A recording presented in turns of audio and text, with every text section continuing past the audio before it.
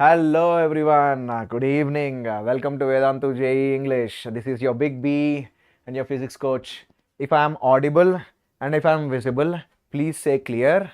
Please type in clear. We will start the session. If I am audible and if I am visible, please say that. Please type in clear. We will start with the session. Today we will be completing SHM.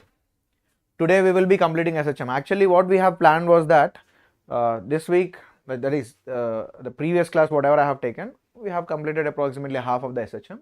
And today we were supposed to do photoelectric effect, but we felt that there is no point in doing chapters half. Let's complete it, then let us do the next chapter. So basically, we have shifted the photoelectric effect lecture to next week. So this week, at any cost, not this week, today we will be completing the whole SHM. At any cost, we will be completing the whole SHM. Okay, everyone. Trivikram Chaudhary. Sir, I am Trivikram. Love from Hyderabad. Love from Bangalore, man. Love from Bangalore too. Okay, full best. Said that it's clear. Hi, sir. Love you. Okay, clear. Everyone have answered. Lokeshwar. Hello, guys. Okay, let's start it. So, the beginning of it, it is not mandatory that there should be only one SHM that is going to be imparted. Might be there will be two forces which are going to be acting, which are going to be creating two SHMs. So what if we superpose those things? What will be the resultant? We are going to check on that. I am going to do a derivation, right? Just for your conceptual clarity, for deep understanding of the concepts, I am going to do a derivation. Because you need to understand the importance of phasor diagram. To understand the importance of phasor diagram, first you have to go through a lengthy process. So first I will try to do that. In competitive examinations, you know very well that there won't be any derivations asked at all. No derivation will be asked, right? But why am I going to do it? For your clarity, for your conceptual clarity, because phasor diagram comes in waves. In this chapter also we get it. We get it in waves, we also get it in alternating current. So you should have strong foundation of phasor diagram. For you to have strong foundation of phasor diagram, whatever I am going to do now is going to help you a lot. Okay, fine. Look, let us take two SHMs there. One SHM x1, which is some a1 sin omega t. And there is one more SHM x2, which is a2 sin omega t plus theta. Now a lot of people might have a doubt, sir, you have chosen two SHMs having same angular frequency. Why did you do that? I will come and I'll deal with that. I'll come to that point, I'll deal with that. You don't need to worry about it. As of now, you just take both the SHMs I am going to talk about have same omega. Okay. Now, if I sum them up, that will be nothing but called as superposition of SHMs. Superposition is nothing but how many ever SHMs are there, you just add them up. That's called as superposition of SHMs. Right? Rahina, love from Kerala. God's own state, man. Like, Kerala is beautiful. Fine.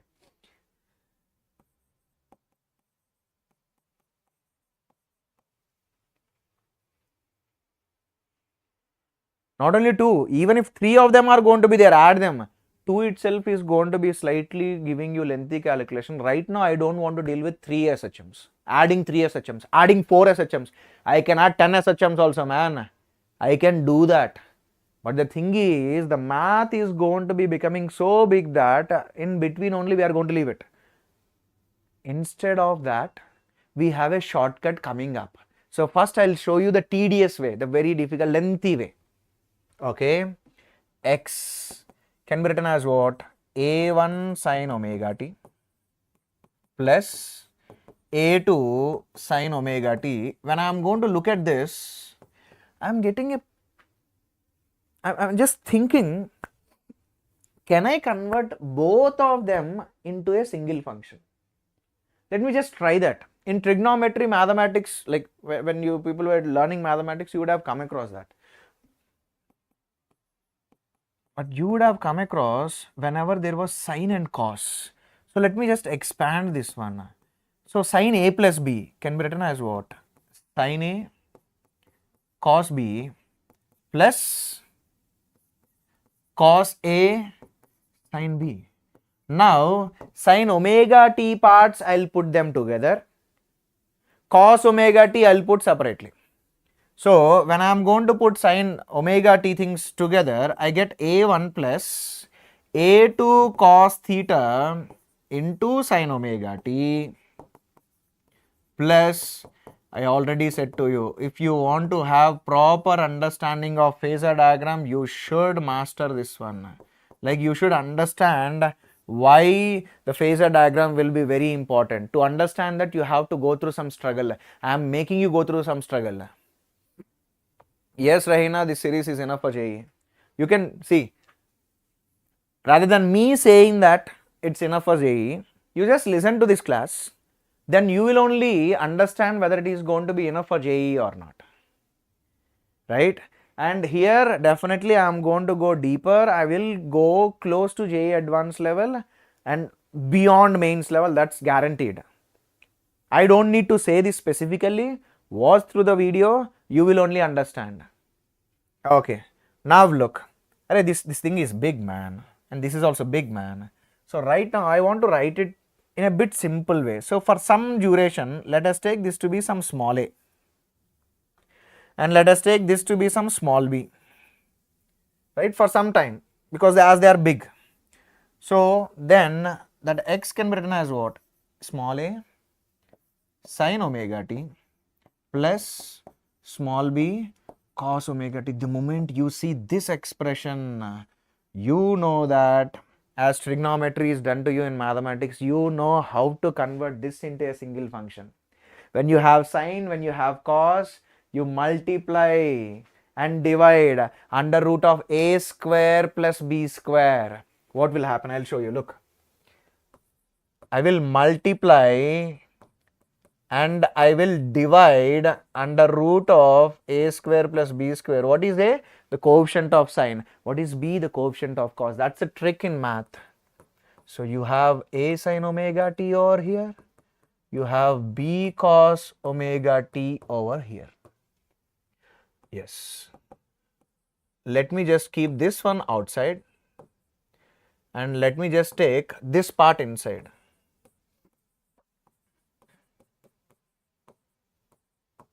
Now look, man, there is something interesting. What I'll do is I'll just pick a triangle. Just look at this. So now I feel that if I do something to this one, might be this will appear as sin A cos B plus cos A sin B thingy again. Then I can write this whole thing into a single expression. So for that, as I have sin here, I should get cos here. So I will choose a triangle. Let us say this is phi, the adjacent is A, opposite is B, then hypotenuse will be this one. Then what can we write this thingy as? Under root of a square plus b square into, I can write sin omega t. This a by under root of a square plus b square can be written as what? Cos phi. And b by under root of a square plus b square can be written as what? Sin phi. So that sin thingy, like for proper expression, I'll write cos first. Cos omega t sin phi. Now you tell me, man, can you see sin a cos b plus cos a sin b? So this can be written as sin a plus b, right? So x is going to be what? Under root of this into sin omega t plus phi. Man, we clubbed two SHMs, and the combination of those two SHMs came out to be an SHM. Sir, how? Look, can I call this as the amplitude of the resultant? So I'll write this like this: AR sin omega t plus phi. So I have taken two SHMs. I have clubbed them. I superposed those two SHMs. When I superposed those two SHMs, I got something like this. So the resultant of those two SHMs is also an SHM, but its resultant amplitude is under root of small a square plus b square. And what is the phase? Look at this SHM. The phase of this SHM is omega t. The phase of this SHM is omega t plus theta. And the resultant of these two is having a phase of omega t plus phi. Do we know the phi value? Yes, we know the phi value. How much is that? Tan phi. Tan phi is going to be what? B by small a. What is the b value, sir? Let's go to the back. Previous slide. And now we have someone named Mera Naam Rocky. Sir, can we prepare from now? Yes, man, you can. 3 months is way more enough for JEE mains. And after that, you are going to get even more time. Okay, fine. Let us talk about B. B is A2 sin theta. A is A1 plus A2 cos theta. So, A2 sin theta by A1 plus A2 cos theta. Now it should ring some bells to you. Okay. Even if it doesn't ring, it's fine. I'll make them ring. You don't need to worry. So I know the phi. I need to know when I club two SHMs, what is the resultant SHM and what is the amplitude of that resultant SHM? This AR. That AR is what? That AR is under root of small a square plus b squared. And do we know the small a value? Yes, it is A1 plus A2 cos theta. And this is A2 sin theta. So when you do the expansion, you are going to get A1 square plus A2 square cos square theta plus 2A1 A2 cos theta plus this one, which is A2 square sin square theta.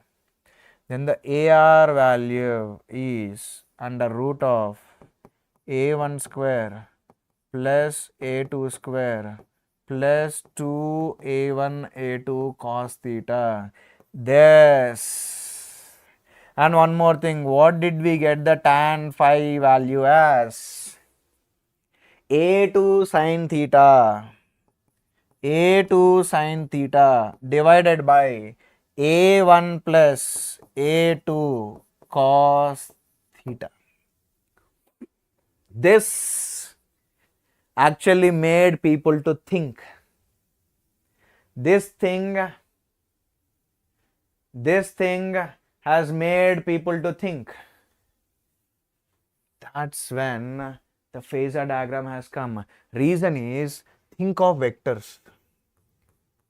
If you remember vectors, if there are two vectors A and B making an angle theta, the resultant, if the resultant is going to be taken as C, if C is the resultant, what is the magnitude of C? The magnitude of C is under root of A square plus B square plus 2AB cos theta.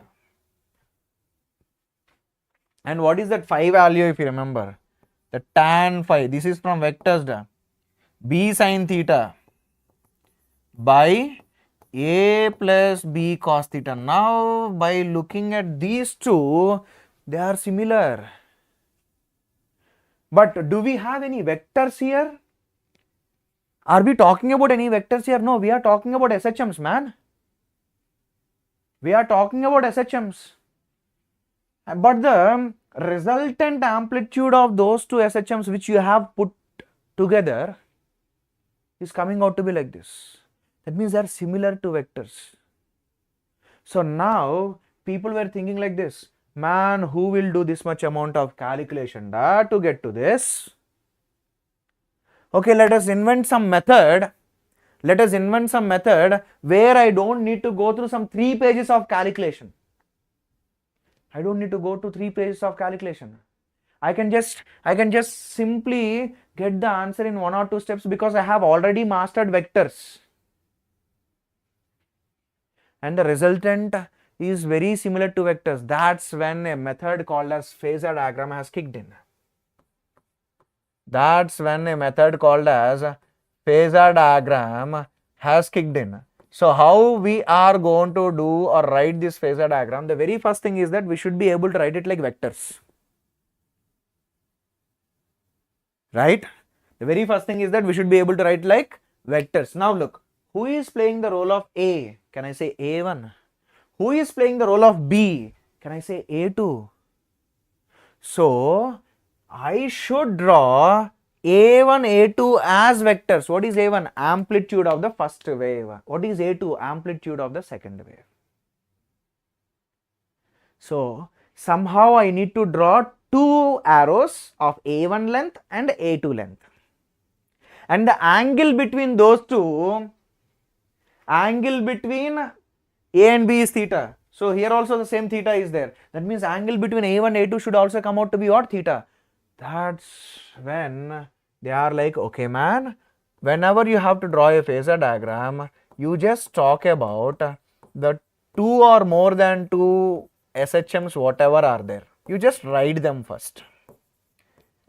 And then you take any one of the phase as your reference. Any one, either you write this or this. I will draw for both of them. I will draw for both of them. Then you draw a horizontal line.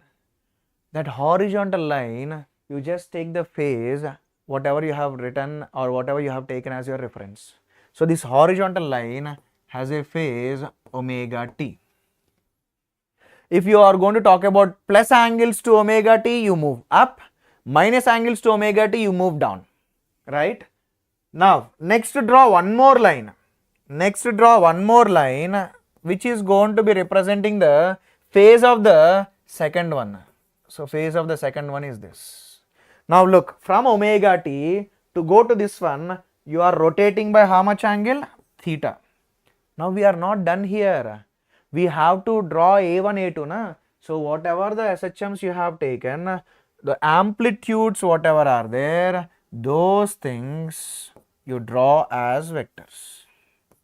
So if I am going to take A1 and A2 as vectors and the angle between them if it is going to be theta, the resultant whatever is going to be there, is under root of A1 square plus A2 square plus 2 A1 A2 cos theta.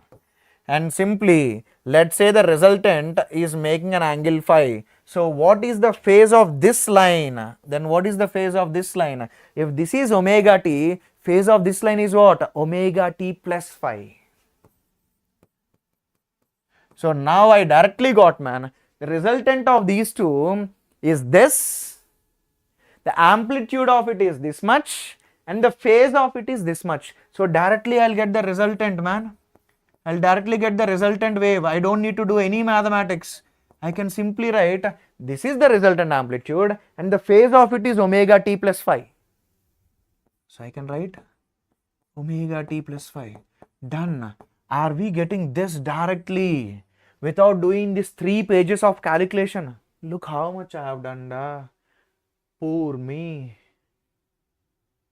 Ultimately realizing that whatever the results have come are looking similar to the vectors, then I have devised a new way to represent this in the vector form. That way of representation only is called as phasor diagram. I remember you, Rakesh. I remember you. How I will forget, man. You were the most active guy in the previous class and even curious also. Okay. See, what is the advantage of learning this phasor diagram? Man, if they are going to be adding 2 SHMs in future, 2 waves in future, that is in your second year, two currents or two voltages. Is it mandatory that every time they have to add only two? No, right? What if more than two are going to be there? Then if you are trying to go with trigonometry, it is going to be hell. It's going to be hell. So that's why man, the phasor diagram will be very, very helpful. Did you learn to deal with more than two vectors in the basic mathematics? Yes. Okay, please explain the diagram once. I'll do it, Rakesh. Look, I hope you understood this comparison. See, with mathematics, I got this, and from vectors I know this, and these expressions are looking identical, where A is played by A1, B is played by A2. That means to get this result, we have to take A1 and A2 as vectors. But are they actually vectors? No. Why are we taking it? To reduce calculation. That method we are going to call as phasor diagram. That method we are going to call as phasor diagram. So now A1 has to be drawn as a vector. Now that A1, whatever is there, is having a phase of omega t. So whenever you are going to draw a phasor diagram, you just draw an horizontal. You take any one of the phase as your reference. I have taken omega t as my reference. So if you take omega t as your reference, then omega t phase 1 is having amplitude A1. So you draw a vector of A1. And then the other one is having omega t plus theta. So whenever it is plus, you go up. Whenever it is minus, you go down. So omega t plus theta. So this one A2, I have drawn A2. Now A1 and A2 are having how much angle means theta angle. I need the resultant of those two. Done. The resultant of those two is this. That's what we have got with math. That's what we people have got with mathematics. Now to get this, did I do any mathematics over here? No. Simply by taking a diagram, I got the answer. And what is the advantage of phasor diagram? I'll just give you an example. If I am going to be talking about, for example, if you have 4 sin omega t and you have 3 sin omega t plus 45, and then you have 4 cos omega t. So what did you do over here? You have added 3 SHMs, man. So if you are going to be adding 3 SHMs, what you have to do? We don't know. Resultant amplitude is under root of A1 square plus A2 square plus 2A1 A2 cos theta. That means I can use that formula only when 2 waves are there. But here we have 3 waves. It's going to be lengthy, right? So that's why the phasor diagram is going to be helping you a lot. Write all of them in sign form. Whenever you are going to talk about phases, all of them should have same functions. So in phasor diagram, you can treat all of them as what? Vectors, man. You can treat all of them as vectors. And do you know how to deal with more than 2 vectors? Yes, you have learned that. You draw a horizontal line. You take any one of them as your reference. Okay. I am taking omega t as my reference. Now you draw a vector whose size is 4. Okay, done. I have drawn it. What is the next one? Next one is having omega t plus 45. So I should draw a line at 45 degrees to this one up. And what is the phase of this one? Omega t plus 45. And how much is that? It's 3. And then we have one more. So that one is having a phase of omega t plus pi by 2. Plus pi by 2. Okay. Let me draw that. Omega t plus pi by 2. How much amplitude is there? 4. Now, man, you have to find the resultant of these 3 vectors. That will be your resultant amplitude. Thank you, Manu. Thank you, Manu. Okay, fine. Now look, man. Are these 2 vectors equal? Yep. So the resultant of these two vectors which are also making how much angle? 90 degrees angle. So if you talk about alone those two, this is 4, this is 4, making an angle of 90. Do I know the resultant? Yes man, I know the resultant. What is the resultant? Obviously, the resultant should be bisecting the angle between them. Reason being they are equal vectors. And what is that resultant? Under root of this square plus this square. Anyway, the angle is 90. So 4 square plus 4 square, which is going to be what? 4 root 2. Done. These two can be replaced with one vector which is 4 root 2. That 4 root 2 and 3 are in the same direction or not? That 4 root 2 and 3 are in the same direction. That's it. That's it. So you have 3 in this direction and we got 4 root 2 in this direction. And what is the phase of this thing? It is omega t plus 45. So I can clearly see that the resultant amplitude of 3 of them is 3 plus 4 root 2. So what is the resultant wave?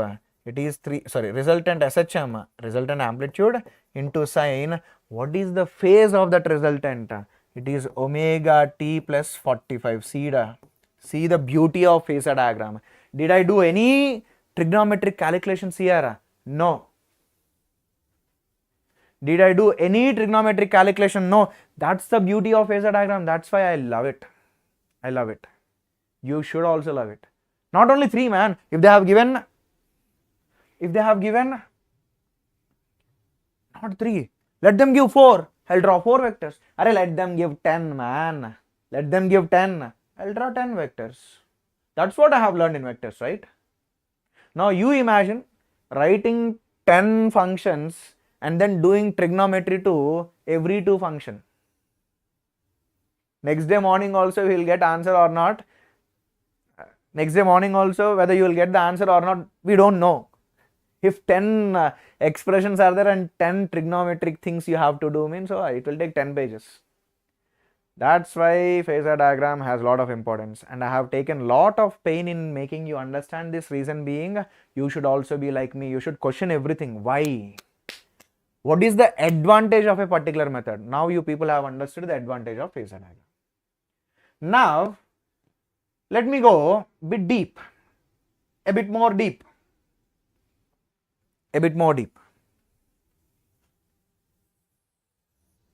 For your kind information, I said in the beginning of the class, I am choosing same omega. I said why I am taking same omega, I'll explain. Time has come, I'll explain now. Look, if this part was some omega 1 and this was omega 2, then can you take sine omega 1t and sine omega 2t common? Look everyone, if this was omega 1, if this was 2, then this would have been 1, this would have been 1, but this thing is 2, this thing is 2, this thing is 2. So you couldn't have taken common like this. If you can't take it common like this, then you can't do this. Then it wouldn't have come out to be a single function. That means you are not able to write it as a single sine function. If you are not able to write it as single sine function, then it is not SHM. Because any SHM is going to be a sine omega t plus phi. If you are not able to write anything in the form of a sine omega t plus phi, then it's not an SHM. So if the SHMs you were clubbing were having different frequencies, then you couldn't have taken sine omega t as common. If you can't take it as common, then you couldn't have got a single expression. Then what does that mean? If you combine two SHMs of different frequencies, will the resultant be an SHM? No. Why?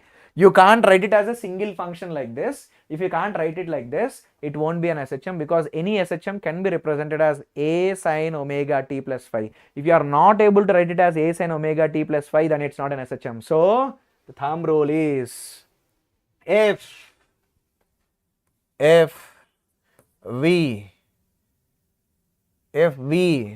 superpose SHMs of different frequencies, then the resultant will not be an SHM. So just like me, you should also be looking at the expressions and say whether the resultant will be an SHM or not. I'll give you one example. I am clubbing A1 sin omega t plus A2 sin 2 omega t. Will the resultant be an SHM? Will the resultant be an SHM?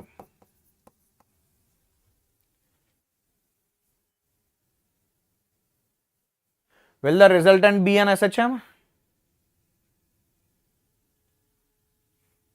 No. Why? You are combining one SHM whose angular frequency is omega, the other SHM whose angular frequency is 2 omega. That means they don't have same angular frequencies or they don't have same frequencies. Done. Then you can't write them as a single expression, then the resultant will not be an SHM. No, a big no. A big no. Okay. Next, just a second. I need to add one more slide. I just overdid it, I guess. I overdid it. Shit. Okay.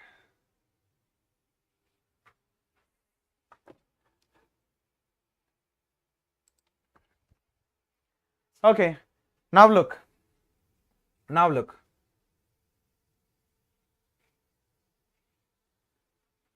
So blindly, if you see multiple SHMs which are going to be clubbed, and if those SHMs don't have same angular frequency, gone. Their sum is not going to be an SHM. The resultant will not be an SHM. Okay. Now, what about this? If someone has given x is equal to a sin square omega t, is it an SHM? This is $1 million question, man. See, when they give these things, na, they should actually mention what is x. Till now, we have taken x as displacement from mean position. But in this question, please take x as x coordinate. X as x coordinate. If x is x coordinate but not displacement from mean position, what will happen? Let's try to see that. Okay. X is a. Sin square can be written as what? 1 minus cos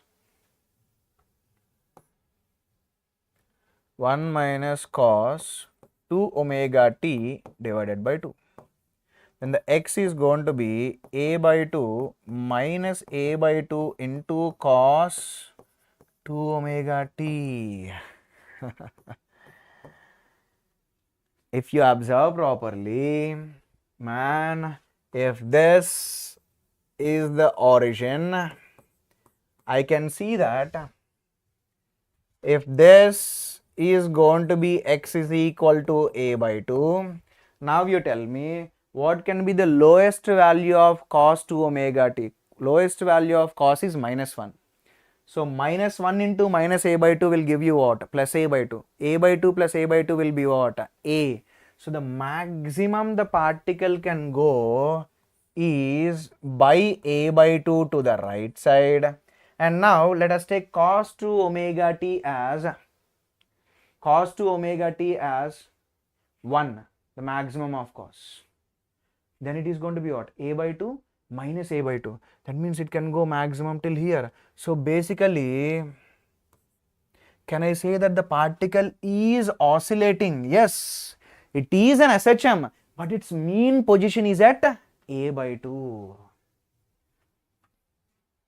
So this is an SHM with mean position at x is equal to a by 2. Can you tell me what is the time period? And look, what is the angular frequency? The angular frequency is 2 omega. So the time period of this SHM is going to be what? 2 pi by the angular frequency. What is the angular frequency? 2 omega. So what is the time period of this particular SHM? It is pi by omega. It is pi by omega. Thank you, curious cortex. If you love the way I am explaining stuff, please like the video. Please like the video. If you love what I am doing, please like the video. And one more thing, man, I just forgot to say you this. If you want to communicate with me, for your kind information, every comment under my video, I'll see it. I reply it. I reply to that. So if you are ever in a need to talk to me, or if you want something to be clarified by me in the live class, then all you have to do is just comment below the video. I see every comment, right? If I feel that I have to reply to it, I'll definitely reply. If it is a general compliment or something like that, then I'll just leave it, right? But if someone is going to say, sir, I have this concern, and if I feel that, okay, over text I can reply and clear it off, I'll do that. If not, then I'll take it up in the live class. Rakesh, thank you. And Curious Cortex. What's your name, Mr. Curious Cortex? I'll call you with the names, man. IIST Thiruvananthapuram. What's your name?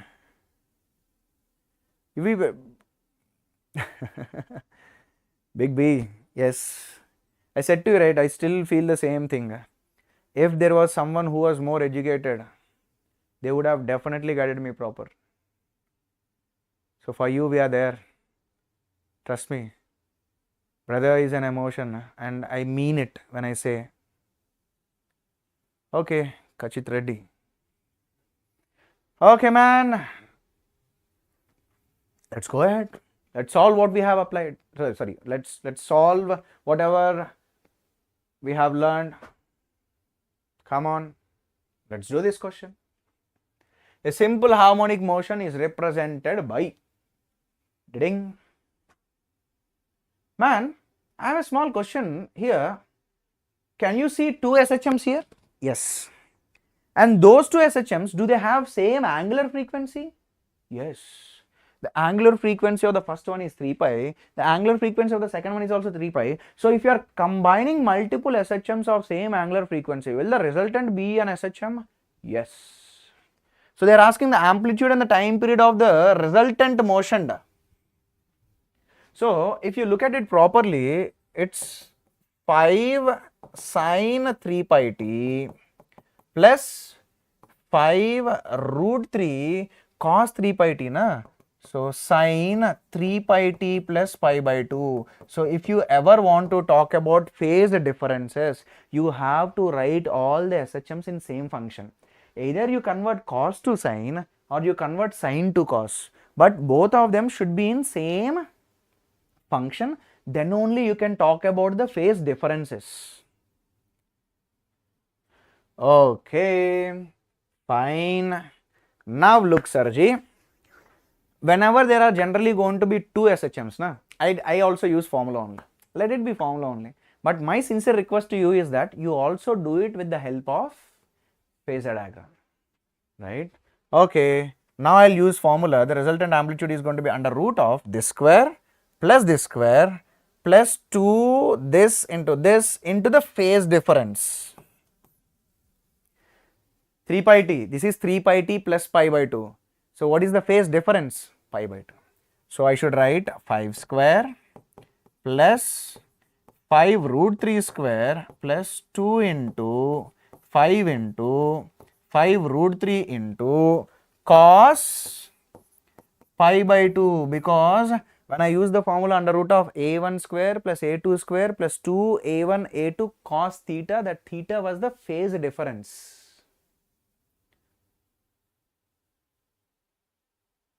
No, Rakesh, I didn't add pi by 2. I converted cos to sine, sir.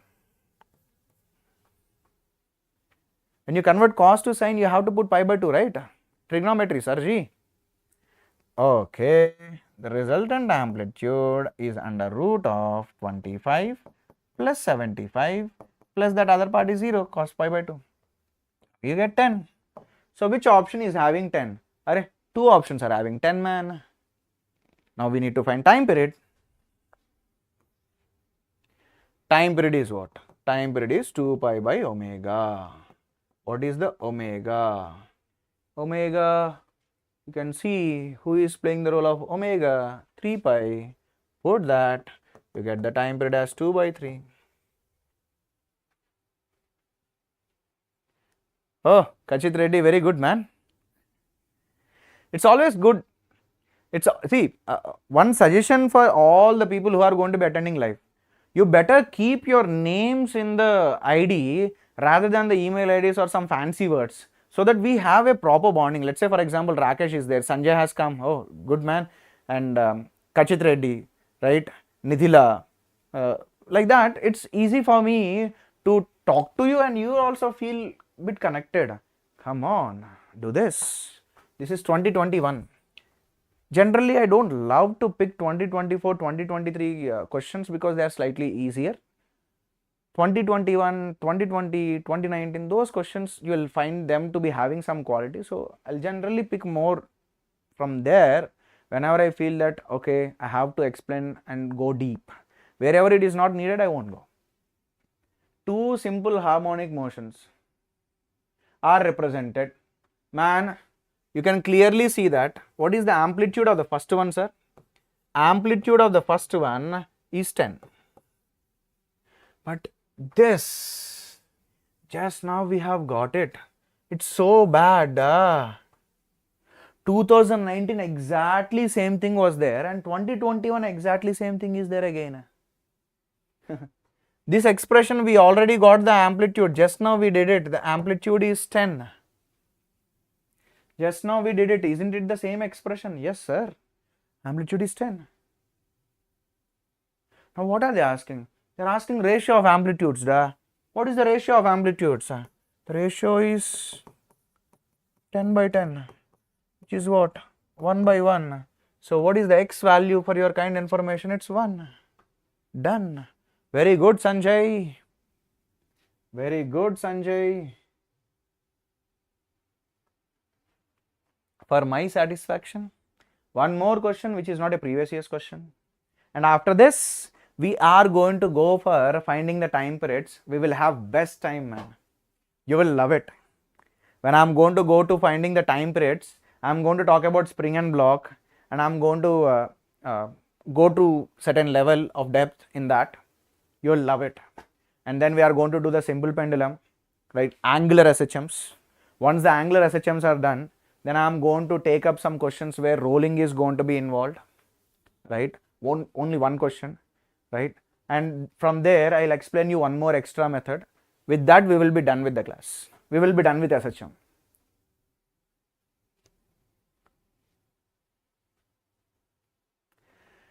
See, Sanjay, this is one thing which majority of the students are going to have. Sir, I can solve questions during practice, but in exam, I am not able to. Can you say the solution to it? See, when you are going to be practicing, there is no pressure on you. You will sit with a question for 10 minutes also, you will sit with a question for 15 minutes also. So you always keep a target. Take 1 hour, 30 questions. You try solving in 1 hour all those 30 questions. If you don't get it, you leave them, go to the next one. Like that, you train your brain. Even that is not helping out. Then in 1 hour, instead of 30 questions, you make it 35 questions. So like that, you keep increasing till it is going to be helping you. That's the only way, and that's the best way. That's the only way and that's the best way. So you should create pressure on your brain. You should not relax. A 20-gram particle is subjected to two simple harmonic motions, x1 2 sine 10t. So you have two SHMs, okay, where x1 and x2 are in meters. Displacement of the particle at time t is equal to 0 will be 2 root 3. Man, see, it's very simple. The net displacement is going to be sum of the individual displacements. So at time t is equal to 0, you can write it as 2 times sine 10t, right? And the t is 0. And what is x2? 4 sine 10 into 0 plus pi by 3. Okay, sine 0 will be 0. And this one is what? Sine pi by 3. Sine pi by 3 is going to be sine 60. Sine 60 is going to be what? Root 3 by 2. So you get this to be what? 2 root 3. Because 4 into root 3 by 2, 2 gets cancelled. So the displacement is 2 root 3. Yes, it's correct. Maximum speed of the particle will be, see, what is the maximum speed of the particle? The maximum speed a particle is going to have is a omega. So that means I need to find the resultant amplitude. Anyway, omega is going to be same. What is the omega? Can you see here? If you compare it with sine omega t, who is playing the role of omega? 10. Now what we are left with, we need to find resultant amplitude. So what is the resultant amplitude, sir?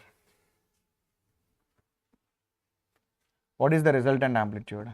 Under root of a1 square plus a2 square plus 2a1 a2 cos theta, which is cos, what is the phase difference? Theta is the phase difference. What is the phase of this one? 10t.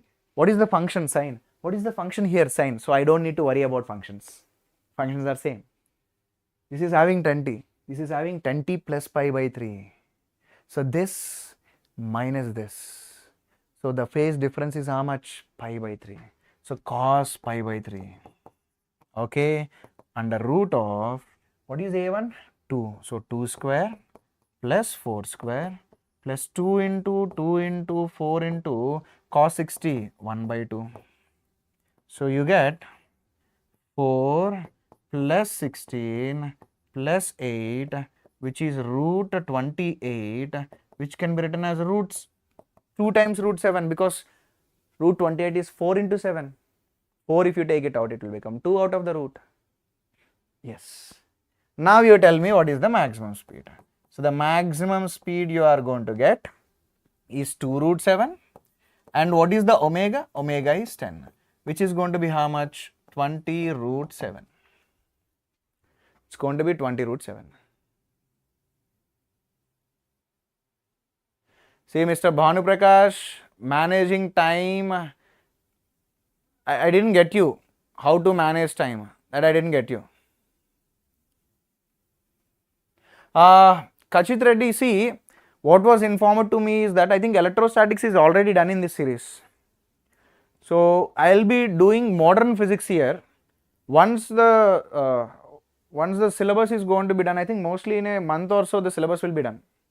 Right? Then I'll start electrostatics only first, because electrostatics is something which is felt difficult by many people. I will spend around 20-25 hours. I'll spend around 20-25 hours only for electrostatics, because that freedom I have. I'll do that. Definitely before December only I'll do that. Don't worry, I'll take care of it. Magnitude of maximum acceleration. Array yaar.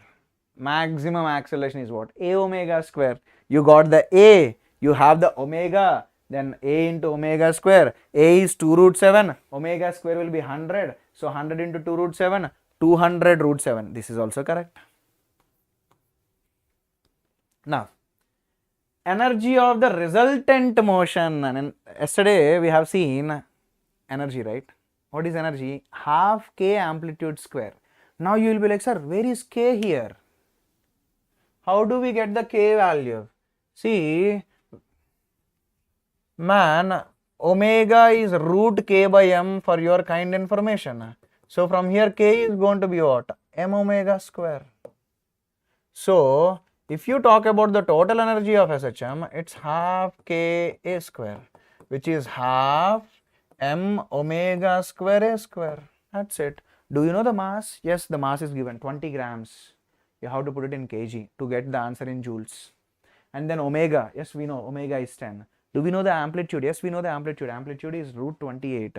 So amplitude square will be 28.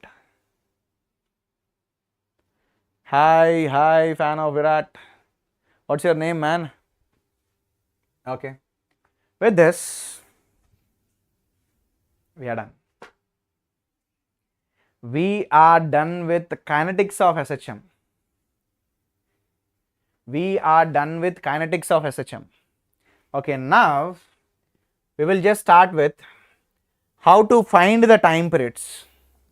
How to find the time periods, right? So when I am going to talk about first linear SHMs, what is my intention of calling linear SHM? See, if this is going to be the mean position, the particle, whatever is going to be there, it goes, it comes back, it goes like this. So basically it is going to be moving along a straight line. It will be moving along a straight line. So if it is going to be moving along a straight line, it's nothing but linear. That's why we call it as linear SHM.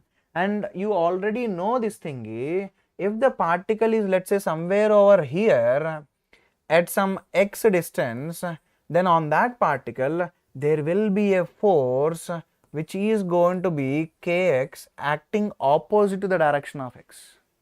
So that's the force which is trying to bring the particle back, or that's the particle which is trying to restore. That's why that force is going to be called as restoring force, because it is trying to restore the particle back to the mean position.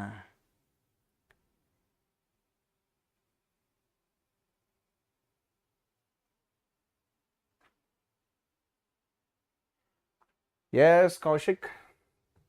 Okay. Now look, how is that restoring force? See, the moment I am going to say restoring force, I don't need to put the minus sign, because obviously I know that it is acting towards the mean position. But if you are going to write it in the vector form, it is going to be what? Minus kx. You have to put like this, right? And we already know that the omega is going to be root k by m, and the time period is going to be 2 pi by omega, and that omega, if you are going to put, you get the time period as 2 pi under root of m by k.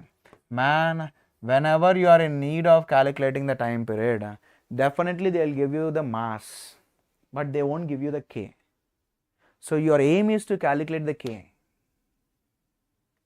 So it's going to be a difficult thingy. So what I'll do is, I'll give you steps, because at least you will get to know where to start and how to start. You'll get to know where to start and how to start. So your step one in any of these linear SHMs is going to be, you have to identify the mean position, man. So identify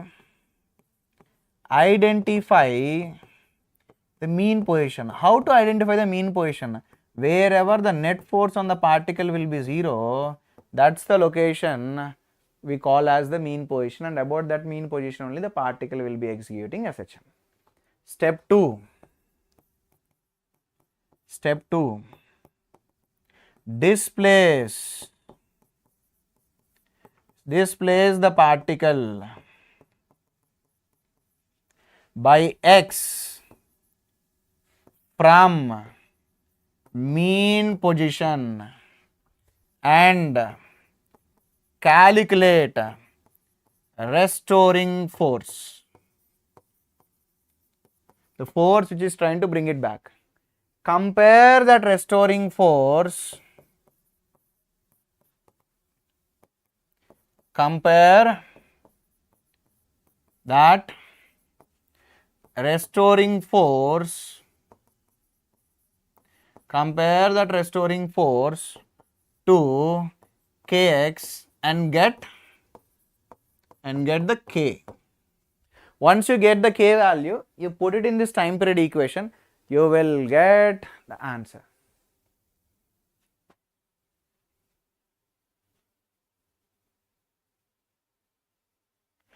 Joseph, yes, my lecture notes will be posted.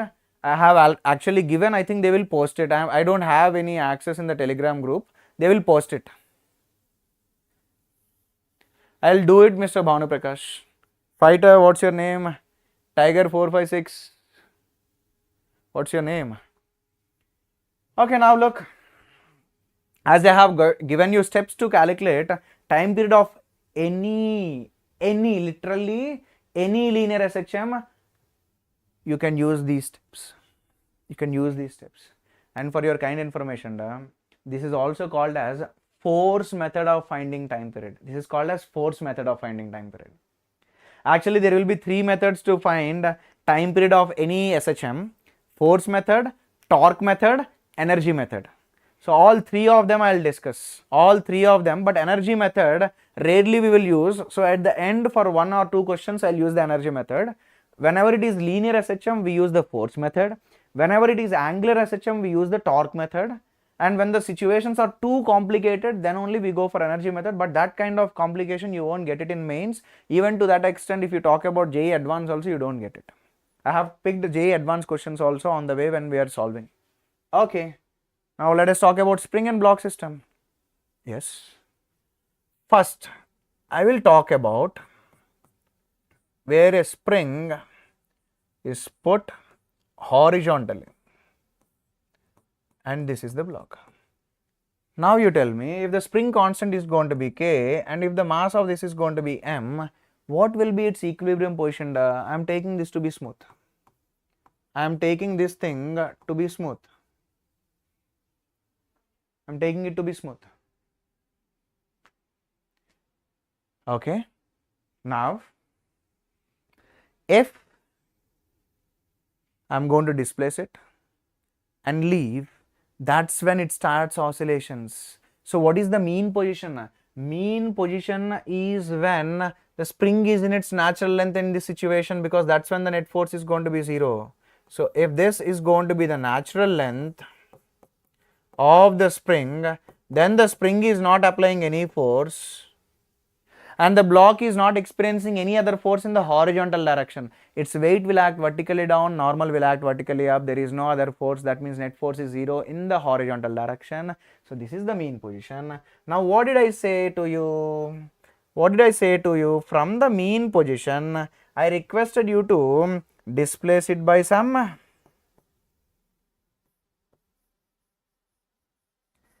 x. So when you displace it by some x and when you are going to leave it,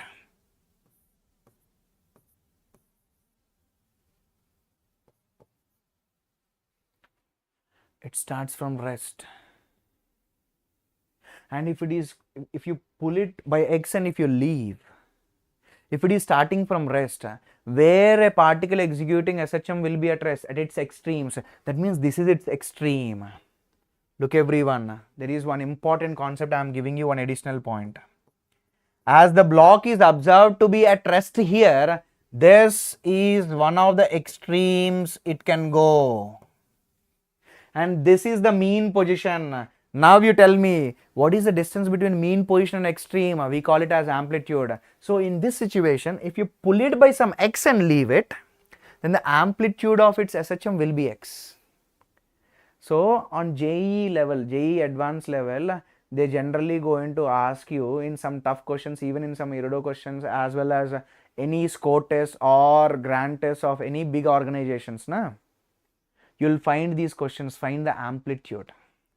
So one shortcut method is, you find where the block is at rest. You find where the block is going to experience 0 force. Wherever the force experience is 0, that's the mean position. Wherever the block is at rest is the extreme position. Distance between these two positions itself is your amplitude. So when I pull it by some x and leave, the amplitude of oscillation it is going to have is x. Okay, you tell me, if you have pulled it by some x, there will be a restoring force on it, right? And what is that restoring force? Obviously the spring force. That's the only force left. Spring is expanded by x. So the spring is going to be applying Kx. That Kx is asking it to commit back. So the only restoring force acting on it, is what? The Kx. Now, if you compare that with the K, here the K is different. This K is going to be the proportionality constant. I said to you, right? What are the steps? You compare it with Kx and get the value of K. What is that K? That K is going to be the proportionality constant in SHM. That proportionality constant came out to be spring constant if it is spring and block. Now, the time period of this SHM is what? 2 pi under root of m by the big K, which is the proportionality constant, and we got the proportionality constant to be this. Now, I have a small question. I have put the spring and block horizontally and I got the time period to be 2 pi under root of m by K. I got it to be 2 pi under root of m by K. Okay. What if I keep the spring and block vertical, man? What will be the time period in that case? Okay, let's talk about that. Let us talk about that. See, if you are going to be hanging the block from a spring, will the spring be in its natural length? Pakka, for sure, no. Why? If the block is staying there, if the block is going to be staying here, its weight has to be cancelled by some force. Obviously, the spring would have expanded. So, let us draw a line. If this is going to be the natural length of the spring, if this is going to be the natural length, let us say already the spring is expanded by some x naught. Now, that kx naught, whatever the force is there, should balance out mg. So, if the kx naught is balancing out mg, so this is the place where, this is the place where it is in equilibrium. Equilibrium is nothing but net force 0. So, that will be your mean position. So, the block is in its mean position. Now, I identified where the mean position is. Now, what I have to do? I have to hold on to the block. Let's displace it. I'll pull it further down by some x and leave it. That's what I have given as steps. What is the first step? The first step is identify the mean position. Next step is displace the particle by x from the mean position, and then you calculate the restoring force, that you compare it with kx. That's what I have said to you. Right? Okay. Let's go for the second step.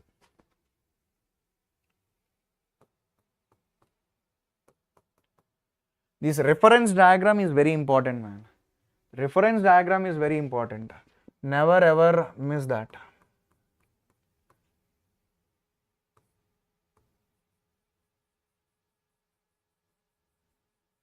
I will further pull it down by x. If I further pull it down by x, already there is x naught expansion. Now there is x more expansion. So, what will be the force by the spring? Obviously, the force by the spring is going to be k times x plus x naught.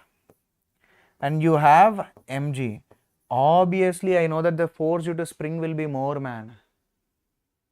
And one more thing, once I pull it down by some x and leave, it is starting from rest here. Once I pull it down and leave, it is starting from rest. So, what will be the amplitude of oscillation? The amplitude of oscillation is x. Why? This is mean position and the block is at rest when you are going to leave it. So, this is the extreme. So, it will be going up and down by x about this point. So, how much ever you pull down and leave, that much will be the amplitude of oscillation. Okay. Now, look. This force is definitely greater. Why? Alone kx naught is equal to mg, na? So, here we have more than kx naught. So, the force is more than kx naught. That means this block will experience a force, net force up. Net force up. So, if you talk about the restoring force, obviously k into x plus x naught is trying to take it up, minus mg, because mg is trying to take it down. So, if we take this as positive, this will be negative. So the restoring force is kx only, man. Why? Kx not an mg are getting cancelled out. That's a shortcut. That's a shortcut. I'm going to write that. Right? Now what you have to do? Compare this. Compare this with that big kx. Luckily here the k is again coming out to be spring constant only. So what will be the time period, man? The time period is going to be 2 pi under root of m by that big K, and that big K is small k, which is spring constant. Vijay, mg by k is amplitude is wrong, man. Is wrong, man. Here already it is here. At equilibrium I pulled it down by x. So please try to understand the question properly. And now what we have got is that whether you keep the spring and block horizontally or whether you keep the spring and block vertically, are you getting same time period?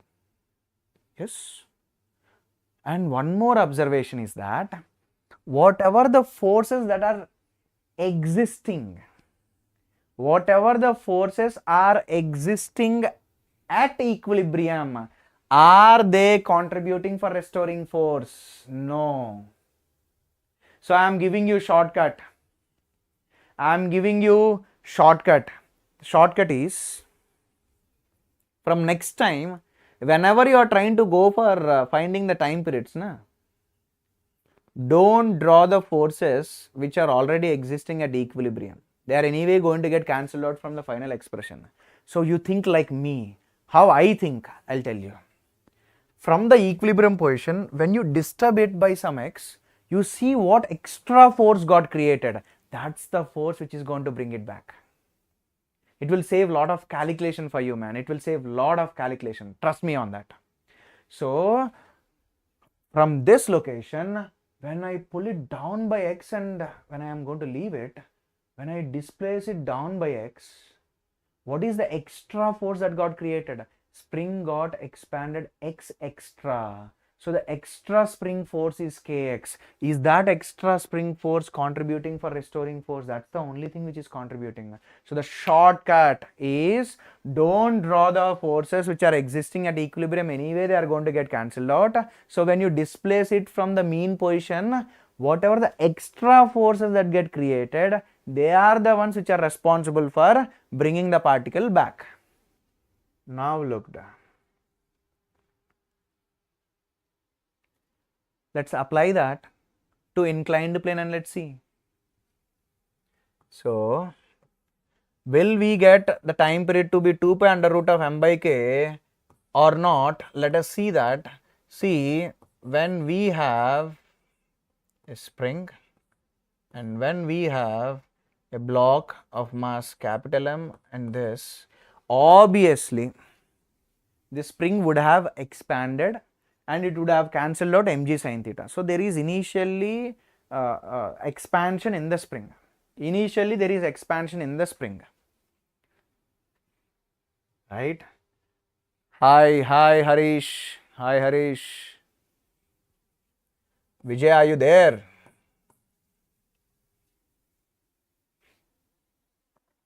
Okay, man. Now look. Already it is in equilibrium. Right? How I know that it is in equilibrium? That block is not moving, man. That's why. That means the mg sin theta is cancelled out by the spring. And what did I tell you for the shortcut? Don't draw the forces which are existing at equilibrium. Anyway, they won't contribute. Who will contribute? When you disturb it from the mean position, how much our extra force gets created, that's the one which will bring it back. So,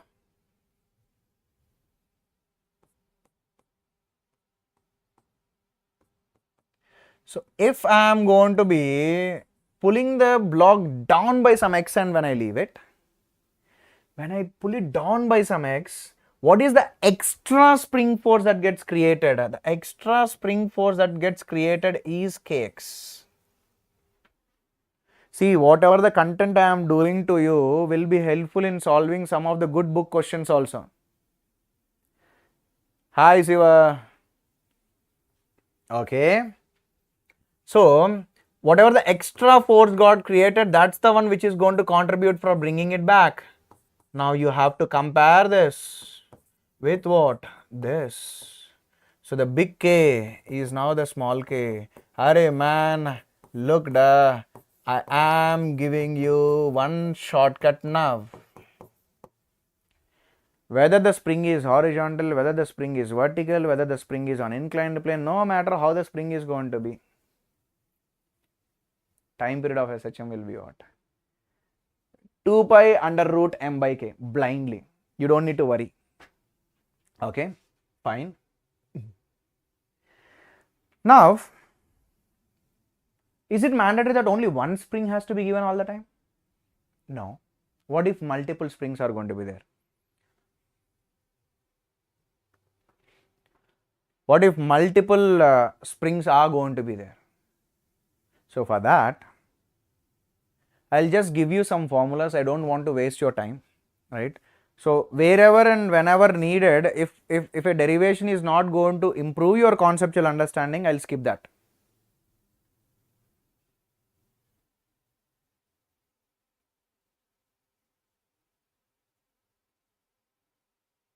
No, Harish, no, you can't do that.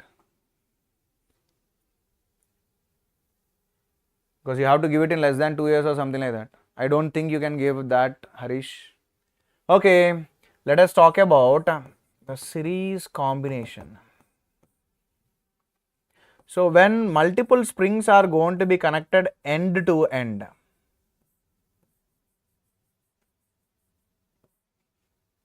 then we call them to be in series.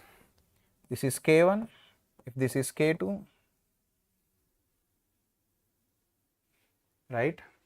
So if I am going to be applying some F force, so as they are in series, there will be same tensional force in both the springs, and the tensional force is equal to what? F, because when you are directly applying force on the string, action by you is F. What is the reaction given by the string? Reaction given by the string is tension. So action should be equal to reaction. So the tension force should be equal to what? F. That means throughout the force that should be acting is going to be F only. Now look. So let us take the expansion in this spring to be some x2. Let us take the expansion in this spring to be some x1. So whatever the tensional force will be there, that will be pulling the string, pulling the spring, and the spring is going to get expanded. So I can write K1 x1, K2 x1. This will be bit helpful for you. If I have to replace both of them with a single spring, you know what you have to do, man. You know the K equivalent, but I am relating some other thing. Let's say this K equivalent is going to expand by x, and that x automatically, what is the total expansion or total movement due to both the springs? This expanded by x1. So this point would have moved by x1, this point would have moved by x2 due to this one, and already some x1. So total movement is going to be x1 plus x2. So this x is going to be x1 plus x2. And from here you already know the ratio. What is x1 by x2? x1 by x2 is going to be k2 by k1. So from here, can you get the value of x, x2? This is x1 plus x2 is what? K1 x1 by k2. So from here, x1 is going to be k2x by k1 plus k2, just keep in mind. So by applying this F force, this spring has expanded by x1. It was supposed to be of this much length. Now it became this much length. How much it moved? It moved this much. It will be helpful for you in future. Lots of love from China. Hey fighter, what are you saying, man? Okay. So this is one extra thing which you need. Apart from this, you need to know this one. 1 by K equivalent is 1 by K1 plus 1 by K2 and so on. You can get that. If you spend some more time with it, you will get it. But this is very, very important, man. This is very, very important. Can be asked, already asked in JEE Advanced or JEE Mains. JEE Advanced only I think they have asked, right? In JEE Mains they can ask it. If the total expansion in both the springs together is X, how much this one has expanded? This much. Okay. Now let us talk about parallel combination. So when I am going to talk about parallel combination, generally the springs should be connected side by side. But there is one more way, man. There is one more way. Let us take this to be K1, let us take this to be K2. And the proof of this is not that difficult. So if I am going to pull the block by some X, if the block is going to be pulled by some X, this is K1, this is K2. So this one is going to have K1x, this one is going to have K2x. So what is the net force that is acting on the block which is trying to pull them back? It is K1 plus K2 into X. So if I have to replace both of them with a single spring, that single spring should be able to apply the same amount of force or not? That single spring should also be able to apply the same amount of force. Only then we call it as equivalent.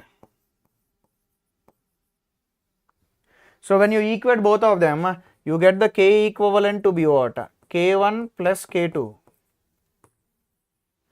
There is a reason why I have done it. There is a reason why I have done it. Because not every time you will get connections like this. Sometimes they deceive you. Sometimes they deceive you, man. What is that deceiving you are going to get? I'll show you. Let us look at the spring K1 and let us talk about a block, and again we have a spring K2. Both of them are there in their natural length. Now let us do one thing. Let us just make the block go to the right side by some X. So if I make it go to the right side by X, this spring expanded by X, so it will be applying K1x. This spring got compressed by X, so this will be pushing this block, which is going to be K2x. Now you tell me what is the net force acting on the block? The net force that is acting on the block is K1 plus K2 into X. Although they look as if they are connected in series, but actually they are connected in what? Parallel. When you get K1 plus K2 into X, when you are going to connect the springs like this. So this way of connection is also a parallel combination which you have to be very, very, very careful with. This way of combination is also nothing but parallel combination only. Please be careful. This is also a parallel combination. Please be careful. Okay. Solve some questions. Time for some questions. Come on. It will be boring if I am going to be doing a lot of theory. So I have questions for you. Come on, do it. A mass small m attached to free end of a spring executes SHM with a time period of 1 second. If the mass is increased by 3 kg, the period of oscillations increases by 1 second. So look, the first time period is 2 pi under root of, let us say, m by k, right? And that they gave as 1 second. Now they said that they increased the mass by 3 kg and the time period came out to be 2. So 2 is equal to 2 pi under root of m plus 3 by k. Right, man? So 1, I can write it as 2 into 2 pi root m by k is going to be 2 pi root m plus 3 by k. Done. 2 pi gets kicked out. So if I do squaring, 4m by k is m plus 3 by k. K gets kicked out. So 3m is going to be what? 3. So the m is going to be what? 1 kg. Done. Hi, Benito JB. Hi. Rishyandar Kotta. Fans from Telugu. Nice, man. Good. Next. A mass m is suspended from a spring of negligible mass and system oscillates with a frequency f1. If the frequency of oscillations if a mass 9m is suspended from the same spring is, I already gave to you that the time period is 2 pi under root of m by k. So whether you are going to be keeping the spring and block horizontal or whether you keep the spring and block vertical, you keep it on inclined plane, no matter where you keep it, it doesn't change. Time period is 2 pi under root m by k. So if you want frequency is 1 by time period, which is going to be what? Which is going to be 1 by 2 pi into root k by m. K is remaining as it is, but mass is getting changed. So the frequency is inversely proportional to root m, sir. So they are asking f1 by f2. So f1 by f2 is going to be root m2 by m1. What is m2? They said it to be 9m. What is m1? It is m. So it is root 9. What is root 9? It is 3. Root 9 is 3.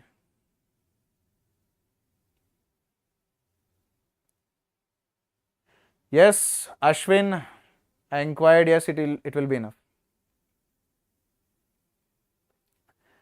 Raji Pridhu. Hi Raji Pridhu. Okay, Rakesh, very good Rakesh. Next, a rectangular block of mass 5 kg attached to a horizontal spring executes simple harmonic motion of amplitude 1 meter and time period 3.14. The maximum force exerted by spring on the block. Man, when will be maximum force exerted on the system or on the particle which is executing SHM? See,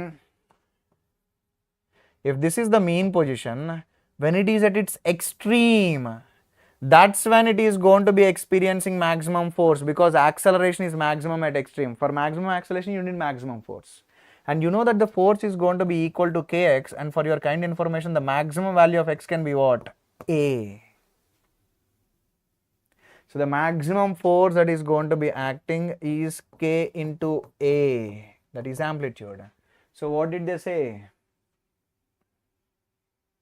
Amplitude is 1, right? They haven't given the k value, but they gave it indirectly.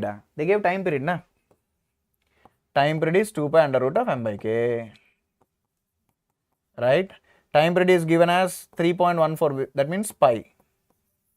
M is how much? 5 by k. Pi gets cancelled out. So if you talk about k is 5 by 4. K is 5 by 4 and A is how much? 1. So the maximum it can apply is 1.25 Newton. The maximum force is 1.25 Newton.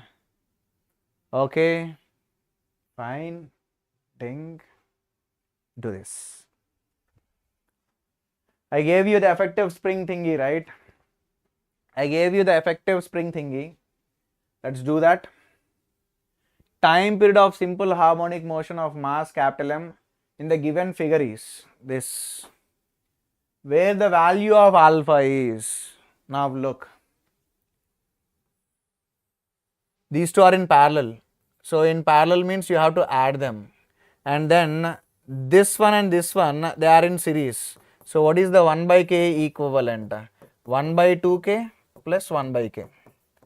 So you are going to get the k equivalent to be what? It's 2k by 3.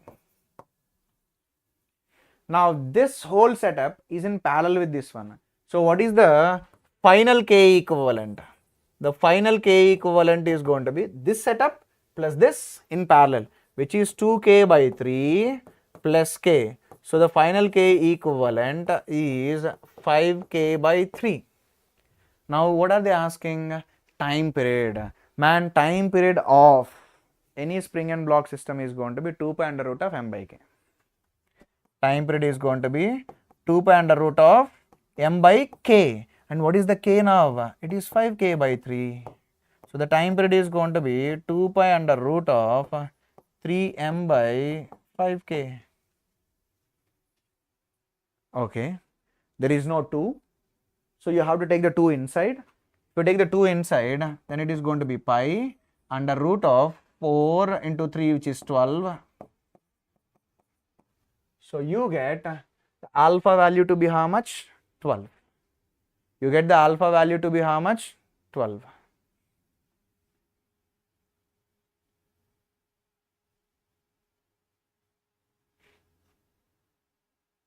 Okay. I'll do it. Kane, Bharat, Chem. I will be doing, don't worry. I'll be doing. But we go in a sequence. What about this? It's a parallel combination. Generally people get deceived. They think that it is series, but it's parallel. And I think this is also some 2023 or 2024 JEE mains question only. In the figure given below, a block of mass 490 grams placed on a frictionless table is connected with the 2 springs having same spring constant, 2 Newton per meter. If the block is horizontally displaced through x, then the number of complete oscillations it will make in 14 pi seconds. That means I have to get the time period first. What is the k equivalent? See, when I am going to talk about the k equivalent, k and this k are in parallel. They might appear to be in series, but I already explained to you they are parallel, so it is going to be 2k. So what is the time period, sir? 2 pi under root of m by m is how much? 490 grams.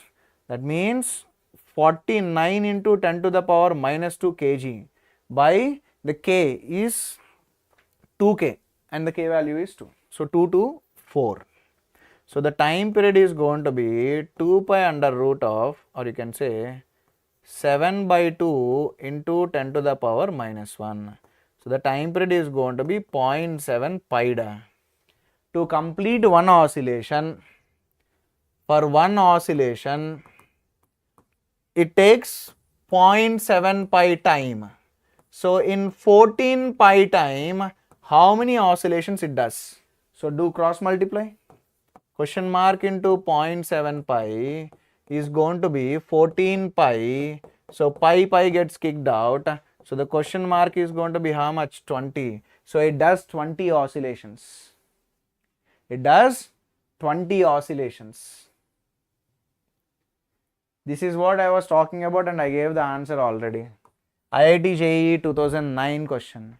And this question can be repeated in JEE mains if they want to ask a good question. Yogesh Kumar Singh Yadav. Hi man. Hi. Okay. So this thing has already been explained to you.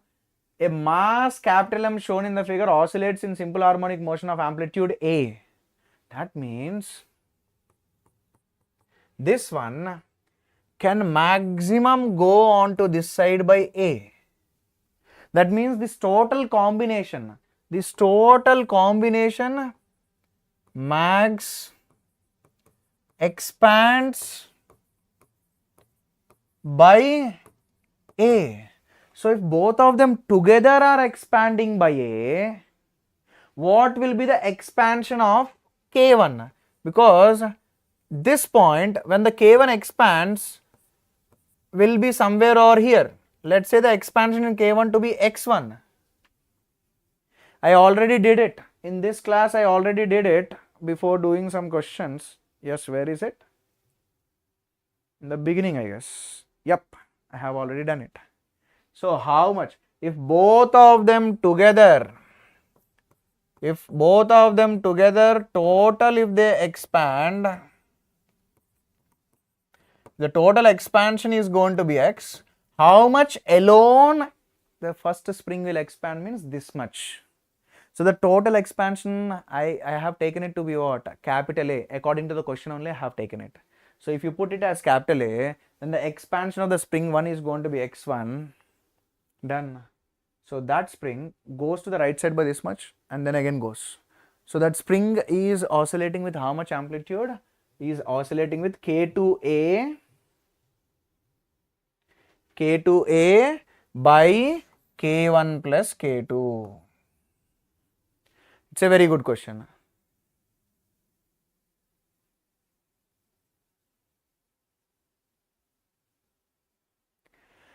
See, Ken, Bharat, Kem, the chance of question from solid mechanics is bit rare, right? So whatever I have done over there, whatever I have given, how to get 99 percentile or how to get target 80 plus marks and all those things is properties of solids. You can get one question, but I was not focusing on those topics which consume time. Actually, properties of solids will take less amount of time, but the chance of question from that chapter is slightly slim. That's why. I am from Andhra Pradesh. My native is Nellore. I have done my education from Guntur, then my intermediate from Hyderabad. Now my parents live in Hyderabad, so all over the place, man. This is beyond mains, but I'll just try to do it. Can you see the springs to be in series combination or in parallel combination? Nah. Just like in current electricity, is it mandatory that resistors should always be connected in series? Is it mandatory that resistors should always be connected in parallel? No. There is no such condition. As there is no such condition, same is the case with the springs also. It is not mandatory that every time the springs have to be connected in parallel or in series, man. There can be situations like this. But everywhere the way we approach is going to be same. We don't need to bother about the initial expansions or initial compressions. Why? They don't contribute for restoring force. From the equilibrium position, when you displace the block by some x, whatever the extra force gets created, that is responsible. Whatever the extra force that gets created. So, how to deal with these kind of questions?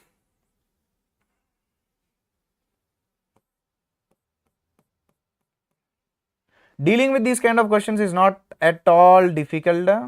All you have to do is have proper conceptual understanding. And one more thing, whenever these kind of questions are going to be given, they'll say slightly, because if they don't say slightly, the calculation part is going to be very screwed.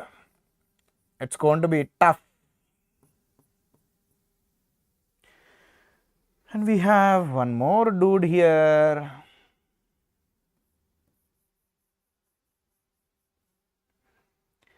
Now what I'll do is, this block, I will pull it this side by some x.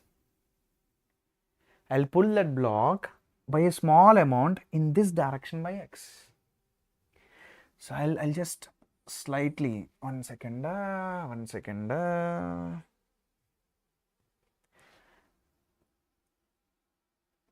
I will see, for you to understand, I am drawing it bigger, but in reality that x is very, very, very small. Then if the block is going to go this side, obviously this spring is also going to go slightly to like this, because this will be my new position of the block. Ding.